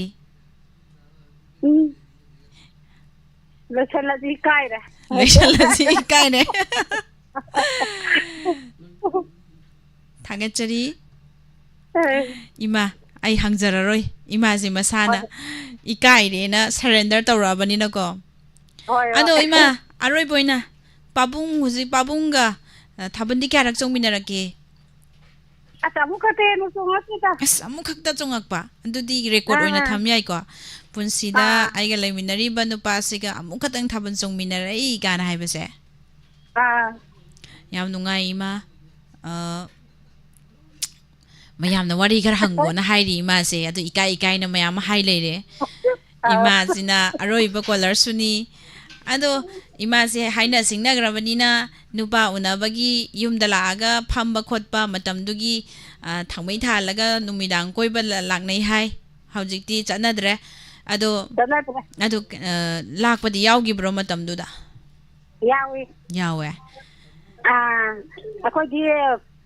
ꯅꯨꯡꯁꯤꯕ ꯂꯥꯛꯑꯒꯅꯅꯦ ꯃꯐꯛꯇꯣ ꯐꯖꯅ ꯍꯦꯛ ꯊꯥꯏ ꯅꯨꯡꯁꯤꯗꯕ ꯂꯥꯛꯑꯒꯅ ꯐꯛꯇꯣ ꯃꯊꯛ ꯊꯣꯛꯑꯦ ꯑꯣꯟꯊꯣꯛꯄ ꯑꯗꯨꯗ ꯈꯪꯅꯕ꯭ꯔꯥ ꯁꯥꯏꯟꯁꯦ ꯑꯁ ꯅꯨꯡꯁꯤꯗꯕ ꯂꯥꯛꯑꯒꯅ ꯐꯛꯇꯣ ꯃꯊꯪ ꯊꯣꯛꯑꯦ ꯑꯣꯟꯊꯣꯛꯄ ꯅꯨꯡꯁꯤꯕ ꯂꯥꯛꯑꯒꯅ ꯐꯛꯁꯦ ꯐꯖꯅ ꯊꯥꯔꯒ ꯐꯝꯍꯟꯕ ꯑꯁ ꯑꯗꯒꯤ ꯃꯣꯏꯅ ꯀꯔꯤ ꯏꯟꯖꯥꯡ ꯊꯣꯡ ꯉꯁꯤꯗꯤ ꯆꯥꯒꯦ ꯍꯪꯉꯤ ꯑꯩꯈꯣꯏꯅ ꯄꯥꯃꯨꯅ ꯃꯄꯪ ꯑꯣꯏꯔꯒ ꯅꯨꯡꯁꯤꯅ ꯃꯍꯤ ꯑꯣꯏꯔꯒ ꯆꯤꯡꯉꯦ ꯂꯩꯇꯤ ꯊꯣꯡꯉꯒ ꯂꯩꯔꯥꯡ ꯆꯝꯐꯨꯠ ꯐꯨꯠꯂꯦ ꯍꯥꯏꯗꯤ ꯑꯩꯈꯣꯏꯅ ꯏꯃꯥ ꯑꯃꯨꯛꯇꯪ ꯍꯥꯏꯔꯧꯅꯦ ꯍꯧꯖꯤꯛꯀꯤ ꯋꯥꯔꯤꯗꯣ ꯅꯨꯡꯁꯤꯕꯅ ꯍꯧꯖꯤꯛꯀꯤ ꯏꯟꯁꯥꯡ ꯃꯊꯦꯜꯗꯣ ꯄꯥꯃꯨꯅ ꯃꯄꯪ ꯑꯣꯏꯔꯒ ꯅꯨꯡꯁꯤꯅ ꯃꯍꯤ ꯑꯣꯏꯔꯒ ꯆꯤꯡꯉꯦ ꯂꯩꯇꯤ ꯊꯣꯡꯉꯒ ꯂꯩꯔꯥꯡ ꯆꯝꯐꯨꯠ ꯐꯨꯠꯂꯤ ꯍꯥꯏꯕ ꯑꯁ ꯌꯥꯝ ꯐꯖꯩꯌꯦ ꯏꯟꯖꯥꯡ ꯃꯊꯦꯜꯗꯣ ꯑꯗꯣ ꯃꯇꯝꯗꯨꯗ ꯂꯤꯀꯣꯟ ꯁꯥꯟꯅꯕꯗꯤ ꯅꯪꯕꯤꯔꯛꯄ꯭ꯔꯣ ꯏꯃꯥ ꯂꯤꯀꯣꯟ ꯁꯥꯟꯅꯕꯗꯨꯅ ꯑꯩꯈꯣꯏ ꯃꯥꯏ ꯃꯃꯧ ꯁꯨꯖꯔꯒꯦ ꯍꯥꯏ ꯑꯩꯈꯣꯏꯅ ꯁꯨꯕꯤꯌꯣꯅꯦ ꯑꯩꯈꯣꯏ ꯃꯥꯏ ꯃꯌꯥ ꯍꯥꯏꯔꯒ ꯍꯧꯖꯤꯛ ꯂꯩꯔꯤꯕ ꯄꯥꯕꯨꯡꯁꯤꯒꯔꯣ ꯀꯩꯅꯣ ꯂꯤꯀꯣꯟ ꯑꯇꯣꯞꯄꯒ ꯑꯩꯈꯣꯏꯗꯤ ꯑꯉꯥꯡ ꯑꯣꯏꯅ ꯑꯗꯨꯝ ꯏꯟꯅꯔꯛꯄꯅꯤ ꯏꯉꯥꯎ ꯉꯥꯎꯋꯦꯅ ꯃꯦꯟꯃꯥꯟ ꯇꯥꯗꯦꯕ ꯏꯕꯨꯡꯈꯣꯏꯅ ꯄꯨꯗꯅ ꯅꯨꯡꯉꯥꯏ ꯌꯥꯎꯍꯟꯗꯦꯗꯩꯕꯣ ꯍꯧꯖꯤꯛꯀꯤ ꯏꯃꯥꯒꯤ ꯏꯟꯖꯥꯡ ꯃꯊꯦꯜꯗꯣ ꯍꯥꯏꯕ ꯍꯩꯗꯧ ꯃꯥꯟꯗꯦ ꯍꯥꯏꯌꯨꯅꯦ ꯍꯩꯔꯔꯣꯏꯌꯦ ꯀꯥꯎꯊꯣꯛꯈ꯭ꯔꯦ ꯁꯪꯃꯟꯗꯅ ꯄꯥꯝꯃꯨꯕꯅ ꯃꯊꯦꯜ ꯑꯣꯏꯔ ꯃꯄꯪ ꯑꯣꯏꯔꯒ ꯅꯨꯡꯁꯤꯕ ꯃꯍꯤ ꯑꯣꯏꯔꯒ ꯆꯤꯡꯉꯦ ꯂꯩꯇꯤ ꯊꯣꯡꯉꯒ ꯂꯩꯔꯥꯡ ꯆꯝꯐꯨꯠ ꯐꯨꯠꯂꯦ ꯍꯥꯏꯕ ꯂꯩꯔꯥꯡ ꯆꯝꯐꯨꯠ ꯐꯨꯠꯂꯦꯅ ꯄꯥꯝꯃꯨꯕꯅ ꯃꯄꯪ ꯑꯣꯏꯔꯦ ꯅꯨꯡꯁꯤꯕꯅ ꯃꯍꯤ ꯑꯣꯏꯔꯦ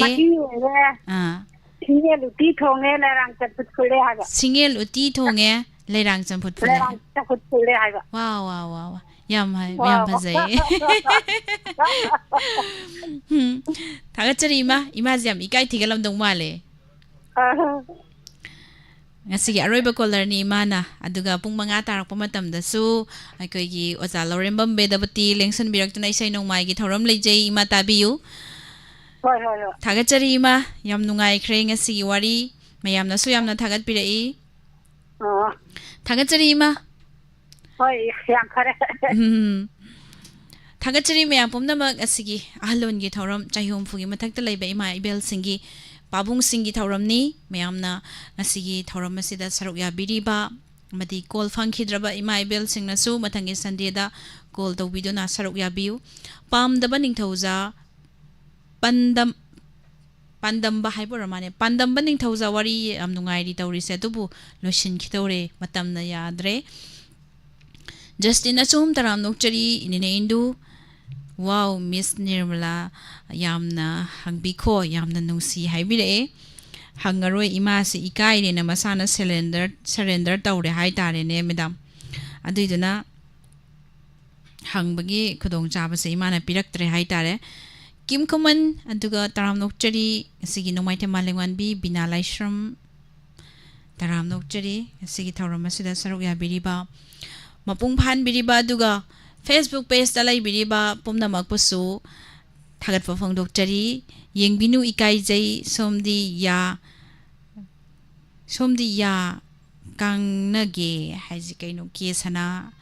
ꯑꯗꯨꯒ ꯆꯍꯤ ꯍꯨꯝꯐꯨꯒꯤ ꯃꯊꯛꯇ ꯂꯩꯕꯤꯁꯤꯡꯒꯤ ꯄ꯭ꯔꯣꯒ꯭ꯔꯥꯝꯁꯤ ꯌꯥꯝꯅ ꯅꯨꯡꯉꯥꯏ ꯍꯥꯏꯕꯤꯔꯛꯄꯅꯤ Bobby ꯍꯧꯕꯝ Kainone luhong liro mesai luhong de Pabung Aribam Ganasyam Sarma Taram Nokchari Thagachari Pumnamakpu Asigi Makhatarak Pathoramda Sumanglila Thajararoy Makhatarak Pathoramda Oja Loremam Bedabati Lengsan Biraktuna Isai Nongmai Gi Thoram Thamjari Mayam Su Saruk Yabiu Midyang Tabiu Pumnamakpu Amukahana Nirmala Thangjamna Mayam Pumnamakpu Khurumjari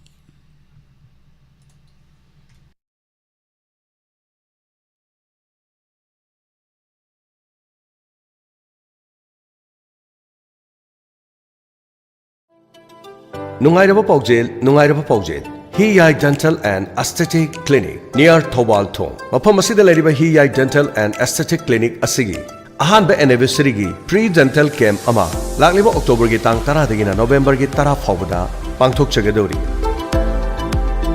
October gi 10 dagina November 10 phawgi manung asida nomdunu leiba ya phawba sale amata laudana shatokpa yagani. Masi khaktana tana mafam asida Hydra facial, uring, mahing thangba, mai khuiba